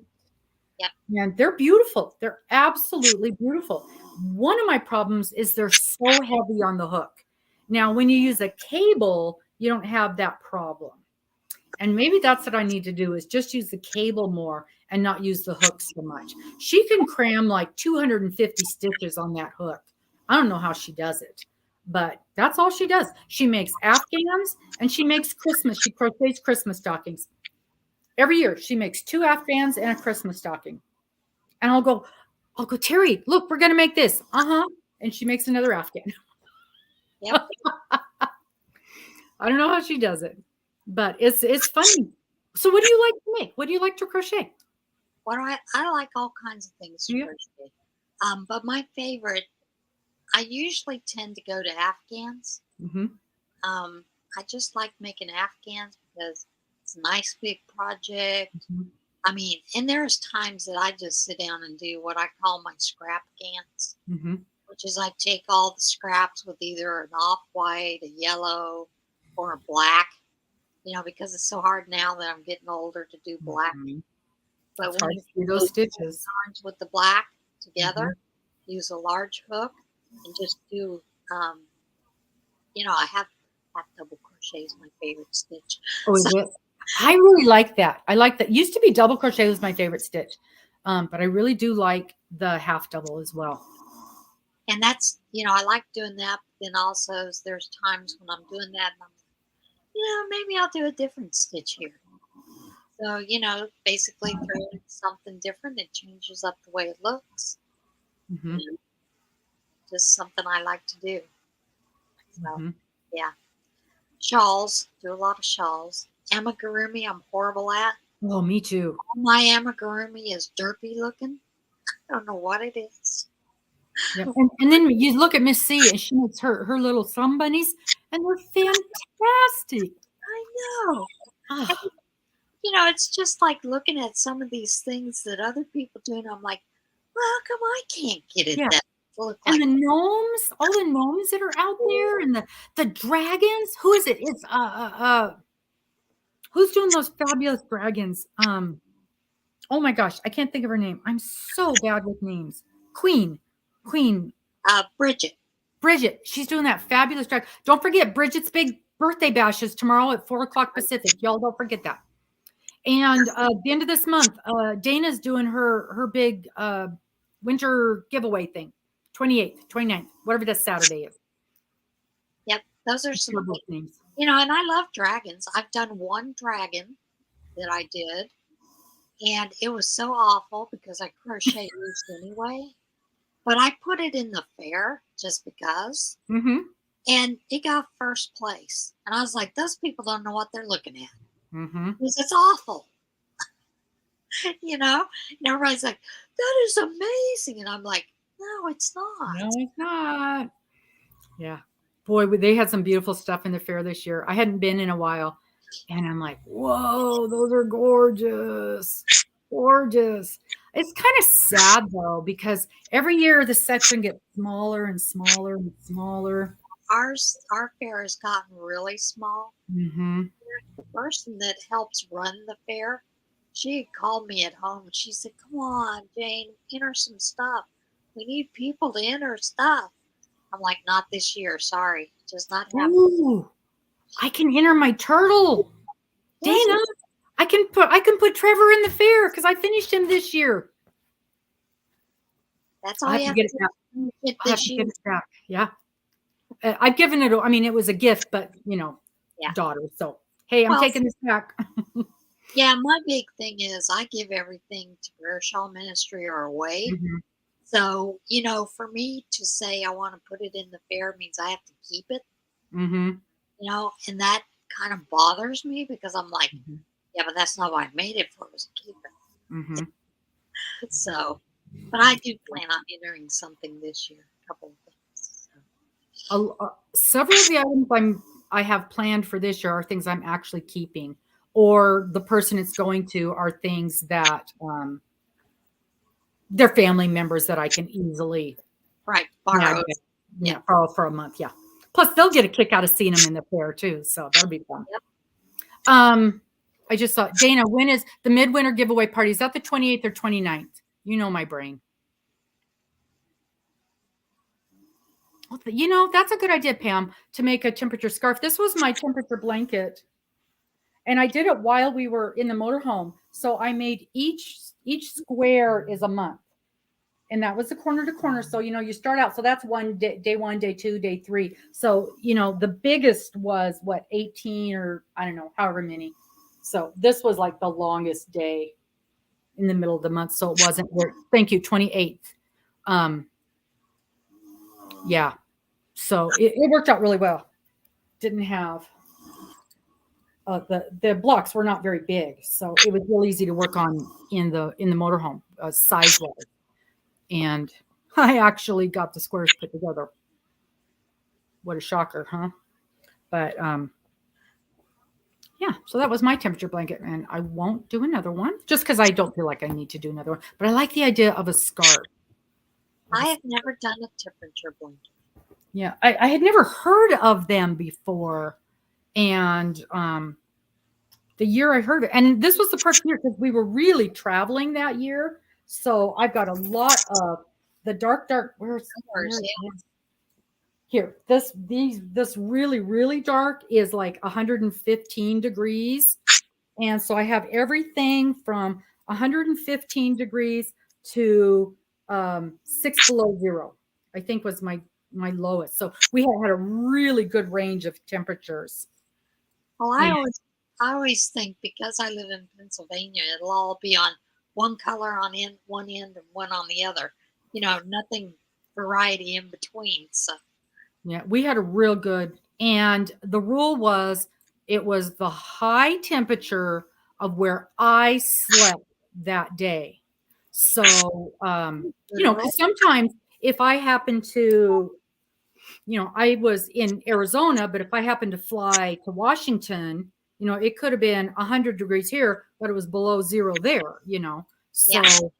I had a lot of variations in temperatures because of that. But also that was the year where in Washington we had 115, and in Texas they had 6 below. It was a weird year. So, and I happened to hit both of those oddities. So it just happened to be a great year to be doing a temperature blanket. So yeah, really, really interesting. But I'm glad we did it. And it really was a good representation of our travel that year. So, because some years when we were RVing, but we weren't moving around a whole lot. So it just worked out really, really well. So get a year ahead. Yeah. Giving away things after the fair. Yeah. Because our fair is in September. So then the stuff gets to be Christmas presents after the fair. Ours is it used to be the last week in July. No, first week in August. They moved it to the last week of July into August. So, Ours is Labor Day weekend. It starts. Well, no, that's not true. It's the weekend after Labor Day weekend. And then it runs for 10 days. So, yeah.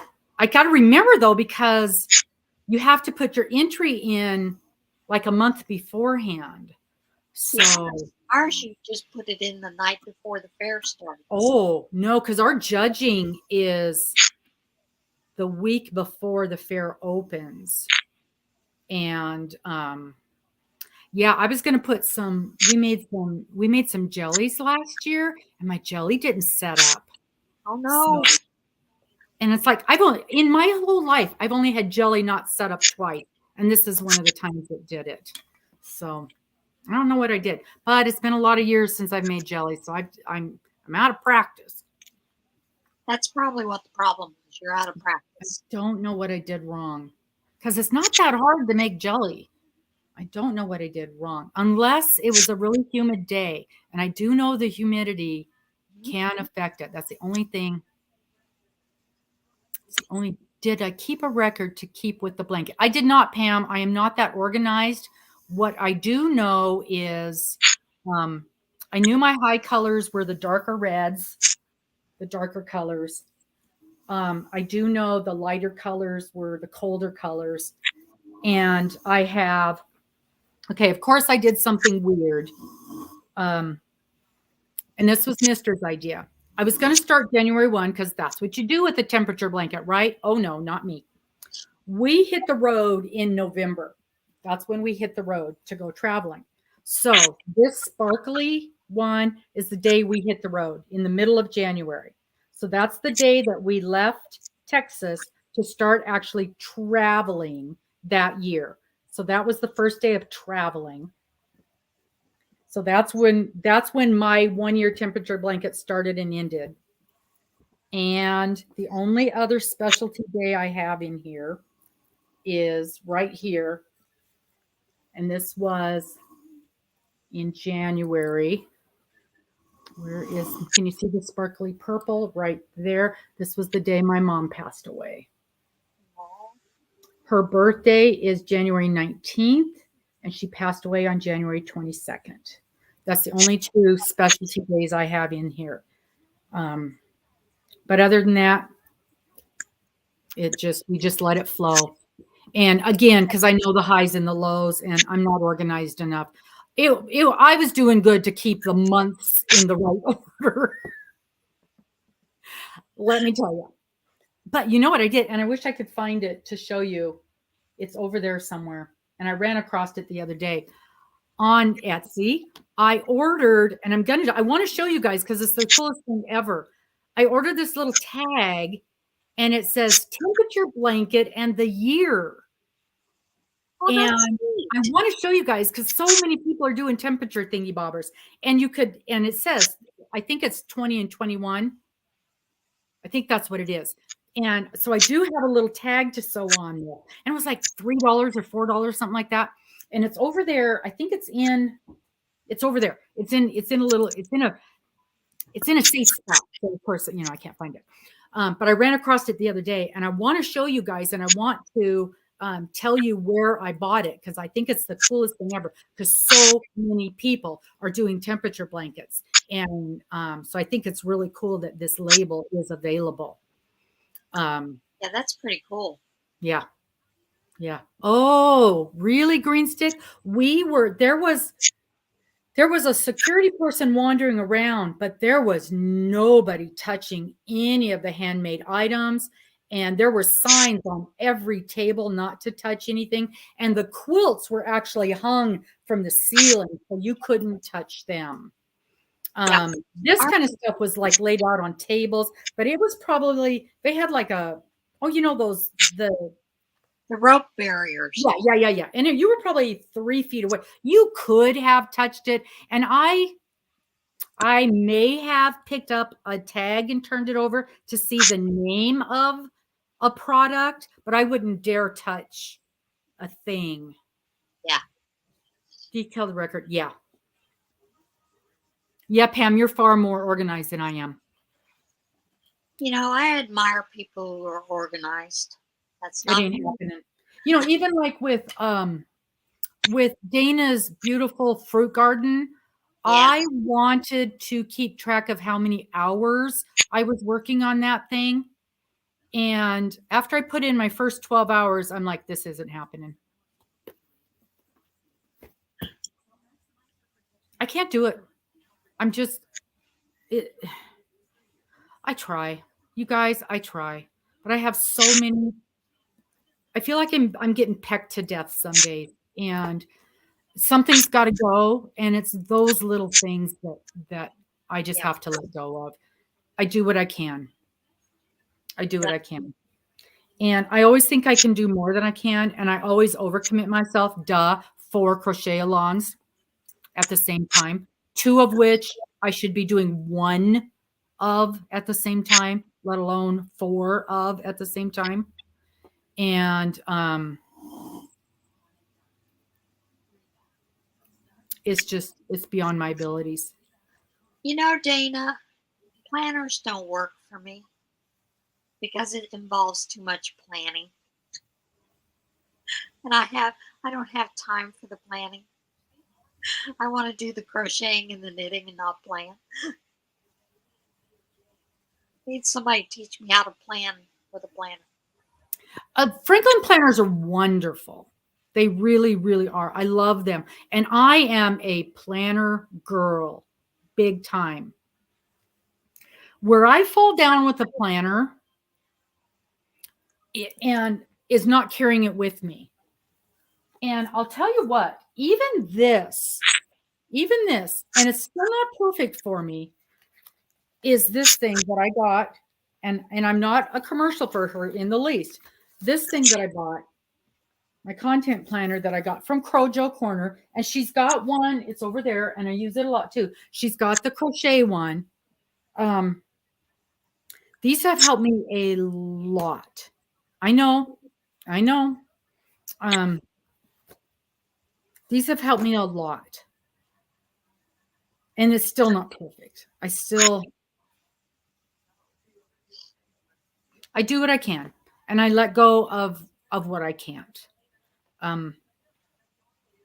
So that's what I got to do. I try to keep track of the most important things, and I lose stuff. I've lost projects that I absolutely cannot find projects that I'm working on Absolutely cannot find them because they're in too many places. I don't have a spot for everything. That would help tremendously. I know the Franklin planning training is free on YouTube. Is Um, this mhm, it absolutely is. And now it's fabulous. for? It's fabulous. And Dana and I were talking one day. Some of the things that I do are inherently part of the Franklin planning process. I already do those things. I've had some planning sometime at some point when I was a manager at work.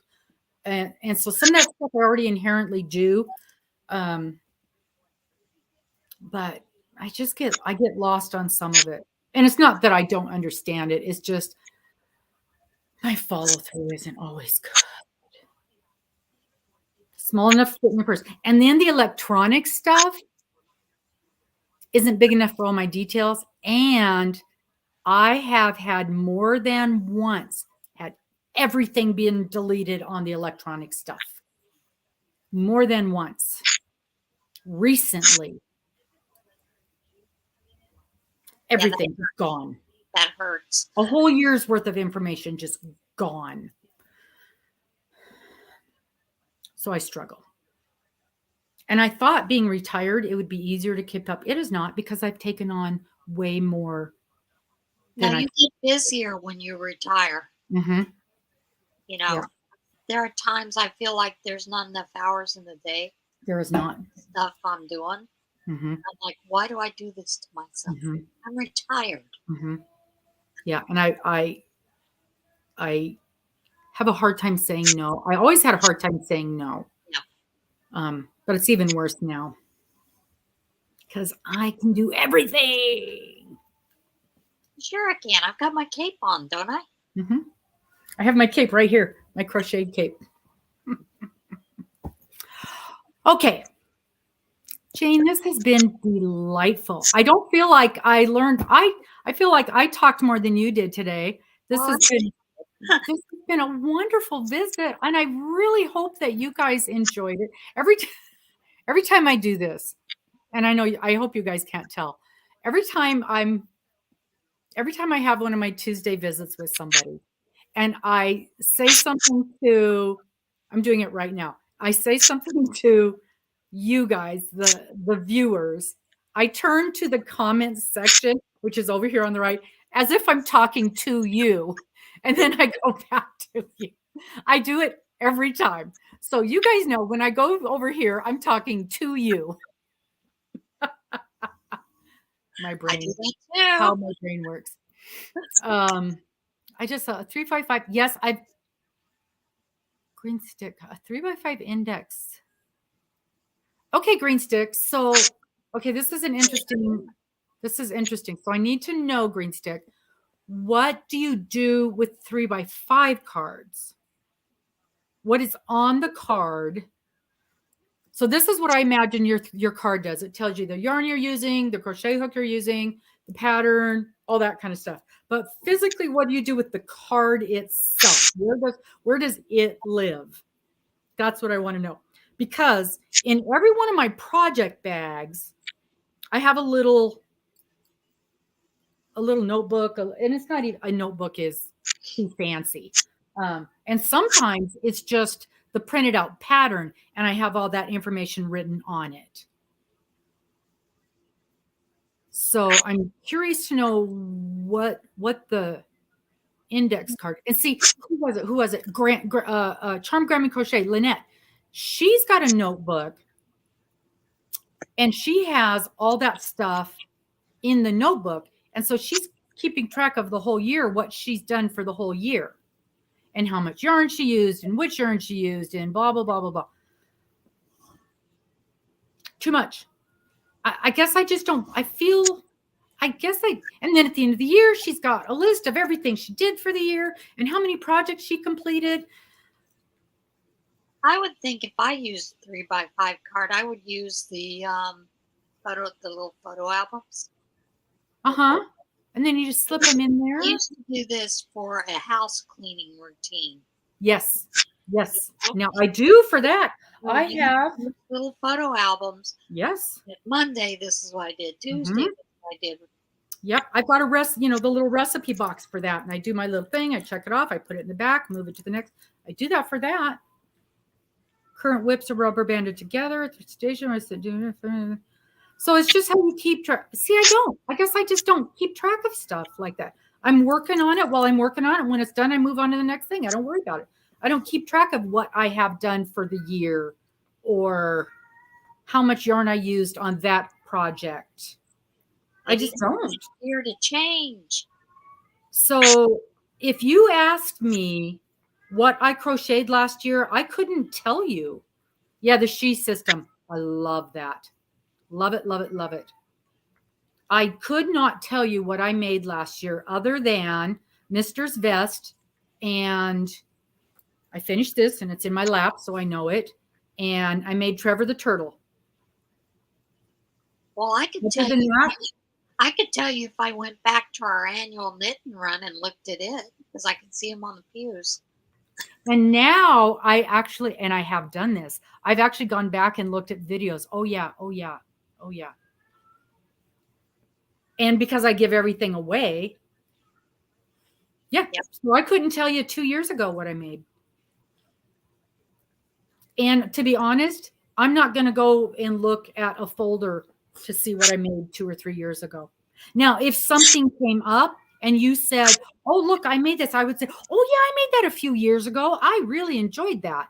Yep. Because also, it's highly unlikely that I'm ever going to make the same thing again. So I'm not going to need my notes, and I'm not going to need my corrections from a pattern, and I'm not going to need to know what yarn I used or how much of this I used. Because I used to. Every person back in the day, before we had 5,000 free patterns available on YouTube and on the internet, and we had to go buy every pattern, I made the same blanket, the same ripple Afghan, everybody got one, and the same granny square blanket, and I made everybody got a Christmas tree skirt in the same red, white, and green yarn. Then yes, I made the same thing year after year after year. And every January during the Super Bowl, I would start a new blanket. And it was a different blanket because I would find a pattern and buy it and make that pattern. But yeah, the Instagram. Oh, yeah. But yeah, apparently I have an Instagram. Thank you, Batman.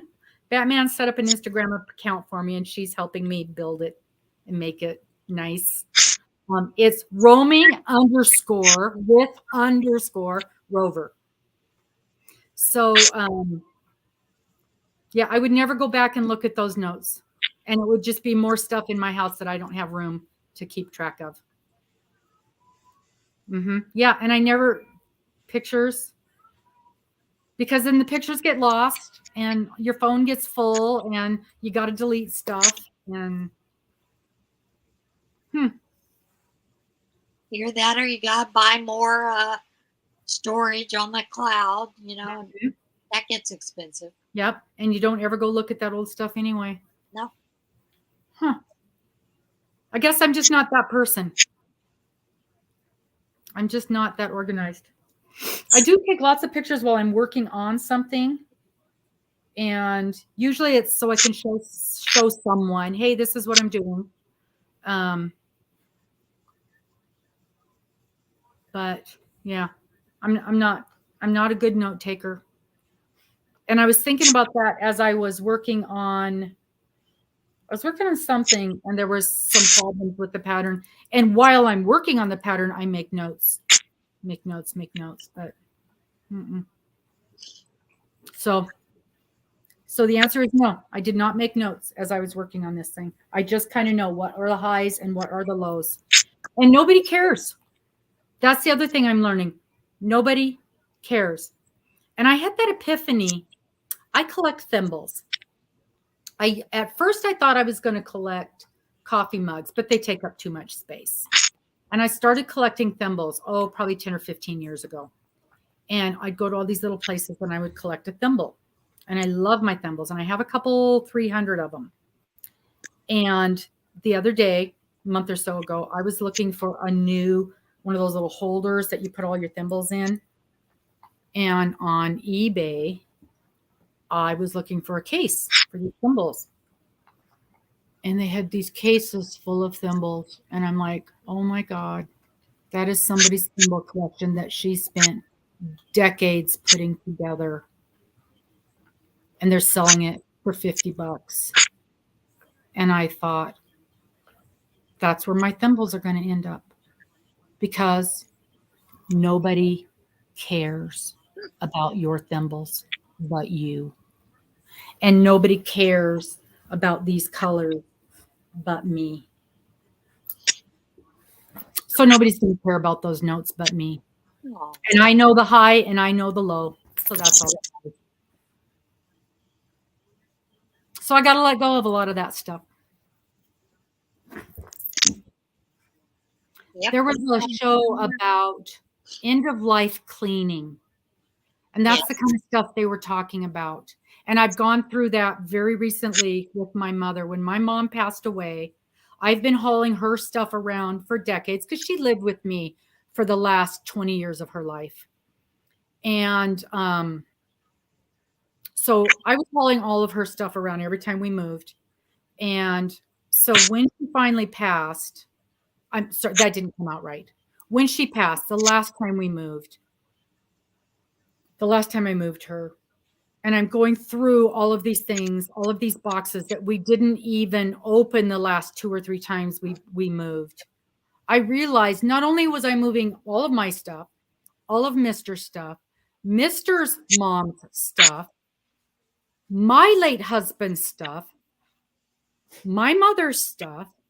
I was also moving my mother's stuff, my mother's father's stuff, because we were the only ones here where her parents lived. So I was moving like 12 people's stuff around with me that I didn't even know we had. I had decades of family photos that now nobody knows who any of these people are. By myself. I'm the only one going through any of this stuff because there's nobody else now to help with any of this. My brothers they're nowhere around. They don't care about any of this stuff. Swedish death cleaning. Yeah. So it has really hit home to me that these things that are super important to me, and it goes back to this heirloom stuff that we're creating. We need to keep a hold of these 1 or 2 or 3 very important things that are 100 years old, 150-year-old, handmade, hand-sewn baby quilt. We do not need to keep a hold of this plastic made in China doodad that we picked up at Disneyland. Yeah, that's something that's hard to do sometimes, you know? It's very hard to do. But I can guarantee all of these things that my mother collected, every single thing that had a picture of a strawberry on it, old calendar pages, empty shampoo bottles because it had a strawberry on it, half melted candles because it had a strawberry on it. It's garbage. Yep. I'll tell you what someone told me one time. They said if you were dead, there was no family member to come in and clean that house up, what would they do? Would they sell it? Yeah. Would they give it away? Or would they pitch it? Yeah. And I'm kind of going through that right now with all the stuff that Thomas and I have collected. Yes. You know, and it's like, I'm never going to use that. Why am I hanging on to it? Get rid of it. And it's like, you know, you said like family pictures. Thomas has quite a few family pictures. I don't know these family members. He did. So I've contacted his family and said, when I come back to see his headstone, they're coming back with me. You can do whatever you want with them. You don't want them, pitch them. But, you know, this is your family. They don't know these people. Right. So you need to decide what gets done with it. And they're all okay with it. You know, they're like, That'd be great. You know, just Mhm. like we have his grandmother had a picture commissioned of the church that they originally started the church back in Mm. the 1600s. So she had a picture commission. That means something to his family. It doesn't Right. mean a lot to me. Right. I can go to that church, Mhm. things. So it's going back, Mhm. you know. And I told him, I said, if you don't want it, donate it to the church. Mhm. They'd love to have it as part of their history. Yeah. And sometimes we've got this little it's this little wooden carving thing. It's not expensive. It's not worth anything. It's been in my house since I was a kid. I grew up with it being in my house. It is now in my house. My kids don't want it. My grandkids don't want it. Nobody wants it. So it's going to go to the Goodwill. Yeah. It's going to go in a yard sale. Nobody cares. It doesn't, everything doesn't have to get passed on. There's a handful of very important things that need to get passed on. But yeah, you're right. And so when my house is bursting to the seams because it's a very small house, and I look around and I'm like, my mom's beautiful lamp, that's a keeper. This statue, I don't even really like it. It's only here because it was in the house that I grew up with. So why do I keep it? But why do I keep it? Because it was in the house that I grew up.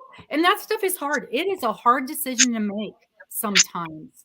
So yeah, the pictures, I'll tell you, we got lucky. We got lucky with a lot of these pictures because about a year before my mom passed, my mom and myself and my oldest daughter sat down with her one day with 3 of these huge boxes of pictures. And it's like, okay, mom, who is this? Wrote it on the back. Who is this? Wrote it on the back. Who is this? I don't know. If you don't know, nobody knows. Garbage. Yep. And boy, did that help when it came down to separating the stuff out after she passed. That was tremendously helpful. And because she knew who this was, later on, when I found 5 more boxes of pictures, oh, I recognize that person. And then I called what was left of the sisters and the cousins, and I'm like, this is your mother. Oh my gosh, I didn't know you had that picture. So we were able to separate a lot of them out, send them off to the cousins. And Yep. so they got some pictures of them when they were little in the house they grew up in, from 50 years ago. So that was really cool that we were able to do some of that. Plus, they got some pictures of grandma and grandpa that they never had. They'd never even seen. So I was able to separate out some of that stuff too. But it is, man, it's a lot. It's a lot to deal with. And it is a lot. And it seems to get just more and more. Mhm. But yeah, we don't have to save everything. And that's hard for me. That is hard. I think that's hard for a lot of us. I think that And is I hard for think sometimes it comes from also because, a lot of us didn't grow up having money. right. And even when we were bringing up our own kids, we didn't have a lot of money. Right. So it was you kept things, you wore it completely out, took the best care of it, that kind of thing. Mm-hmm. That's that mentality that we've gained growing up. Mm-hmm. Yeah. That's where we're going. Greenstick, you're talking about the local historical society. Because some of the stuff that I found in there was, hey Bella, our big university here, our big local, I don't know if anybody, Gonzaga University, we found stuff because it was my grandfather's stuff. When he went to Gonzaga College, it wasn't even a university yet. And it was like 00 and 1900 and 1901. And we've got some of their programs and yearbooks. And so, yeah, a lot of that stuff we took down to them, and they were thrilled to get that stuff.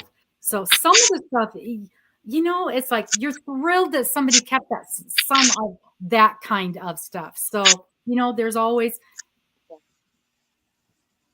but again, not every single thing. If there is a place that stuff can go, let's get it to those places where it can be memorialized and a lot of people can see it. And it's not sitting and rotting in your garage. So, and just sitting there until you pass away for your kid to go, who is this? Yeah, what is this? What is it? Why'd you keep it? Mm-hmm. One of my favorite stories is when Thomas and I moved. We moved a box of trash 5 times because we never opened it. Never opened it. So Mm-hmm. when we got here and we opened it, I was like, we have moved this 5 times. Do you realize that? Yeah. And then we were both hysterical laughing. Mm-hmm. Because we're like, we'd opened it the first time, we'd have tossed it away. Mm-hmm. Yep. Yeah. And one of my problems is Christmas ornaments. Yeah. I don't ever want to get rid of Christmas stuff, but I went from a 4,000 square foot house to 1,200 square feet. I don't have room for all the Christmas stuff that I had. Yep. But I don't want to get rid of any Christmas stuff. Yeah, that's it, Carla. And nobody cares about all the stuff. Mm-hmm. My memories are not my grandchildren's memories. They're making their own memories. Yep. So 1 or 2 little things, and see what I need to do with that Christmas stuff. And I did this with my mom's stuff. I went through the Christmas stuff. I kept the little hand-blown glass things. I kept a couple. I kept the little ornaments that I made and gave to her. I offered up the ones that my brother made. I offered them up to them. They didn't want them, so I threw them away. And I kept 2 or 3 of them, and I got rid of the rest. And that's what I'm going to do with these cards, because I'm not going to have another big house. I'm going to get smaller and smaller. And when his mom went to a care center, and that's what we do. We go smaller, smaller, smaller. And the last place she was at, I went, oh my God, you're down to a cupboard and a bulletin board. And let's think about what's going to go with us. Yep. So let's really think about what is important to keep. And again, the plastic thing that came from China that you bought in Disneyland is probably not one of those things. No. But my great grandmother's hand sewn quilt is. Yes. And I think about that every time I want to buy another thimble or another mug. And that's where I am now. But even a year ago when we were traveling, I'm like, oh, don't forget my thimble. Don't forget my thimble. Because I'm in a different place now. And I'm thinking about that poor lady's 100 thimbles that she collected. And I was shocked at how many sets of thimbles were on eBay being sold for $50. That's an eye-opener. Mm-hmm. That hit home to me like nothing else does. Like nothing else. So, boy, on that somber note, boy, do I know how to bring down a party. So this is the moral of the story. Make those heirloom items, because they are more important than any of the junk that we pick up along the way. That's right. How's that? We'll just turn that right around. That's perfect. That is perfect. I am so glad that we visited today. And I hope we can do this again, because even though I felt like we just visited, and I hope that you guys had a good time this morning and enjoyed our visit. It's 12:23 in Mississippi. Okay, thank you, Melissa. Crochet and multitasking. Isn't that the truth? Crochet and multitasking. That's the problem with the projects that I'm working on right now. They are not multitasking type projects. They are sitting quietly and counting type projects. So, do you work on more than one thing at a time, Jane? Or are you 12 things at a time? Unfortunately, I call it ADD with craft. So I usually work on 2 or 3 things at a time. Mm-hmm. Yeah, I always have multiple things going. But yeah, with these ones, I've got all hard stuff going right now. I don't have anything easy going on. And I'm starting another project next week.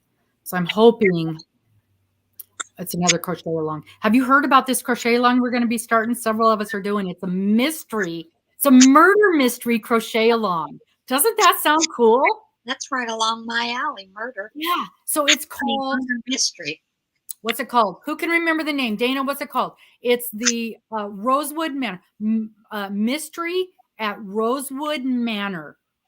And I can never remember the name of the lake, but if you go to Etsy, it's on there, and she's got a Facebook page. Mystery at Rosewood Manor. It starts next Wednesday. But if you go to the Facebook page, it's better. I mean, you can find it on Etsy, of course. If you pay for it on Etsy, they get a chunk of it. Just go to the Facebook page and she gets the whole amount. It's like $12 to join. It's really, really cheap. But it drops once a week. And so you're doing the story, and then within the story, you pick which thing you want. And so you go off. So everybody's doing something a little different. I'm so really, really cool. But if you go in there right now, you set and you do this thing where you read through and answer the questions to decide even what color way you should be following.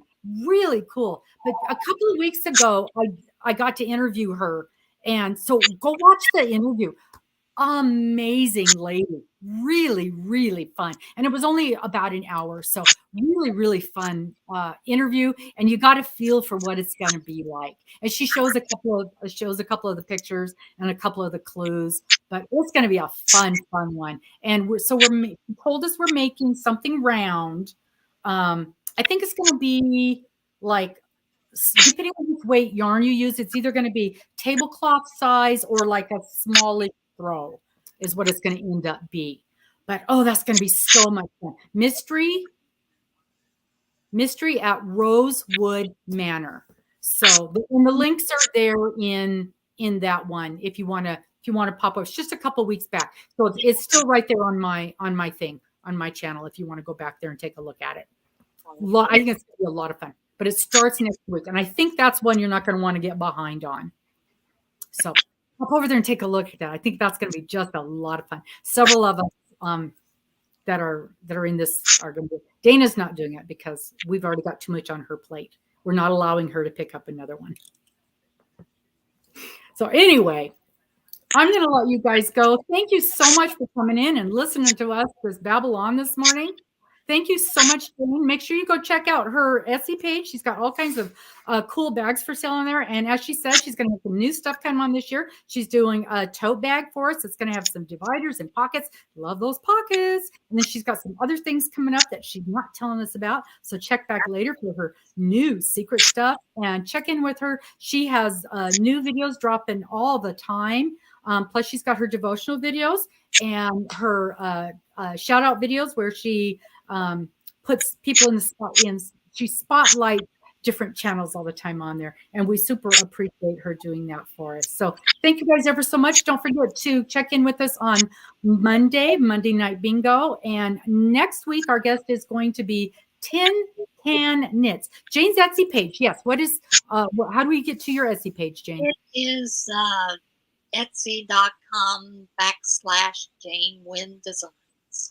Jane, and it's WYNN? It's WYNN Designs. WYNN. Yeah, Jane it's always underneath all of my videos. It's in all of her, the description page on all of her. That's how I got to it, was just go to her most recent, and the link to her channel. It didn't drop in here. It should have dropped in here. I'm so sorry. I apologize. I haven't said. Oh, I know why it didn't drop, because of Mercury retrograde. Yep, because we had the problem with. I apologize. It should have dropped, but we had the whole glitch with StreamYard this morning. So go to Jane's Scraptastic Yarns, and the link to her thing will be in any one of her descriptions. Yep. So her Etsy page is in there. And didn't you also say that you do eBay as well? Or did I make that up? I have not done eBay. I made that up. But, no, you were reading my mind. I was thinking of starting it. Okay. To be announced. Yeah. To be announced. So make sure you pop over there for that. And so we'll see you at Bingo on Monday. Next week, Tin Can Knits, a darling little knitting channel. Beautiful, beautiful project she has. And be on the watch for my my very, very first crochet along, which I'll be talking about ad nauseum over the next few weeks. And we will see you guys soon. Bye-bye. Yeah. Bye-bye.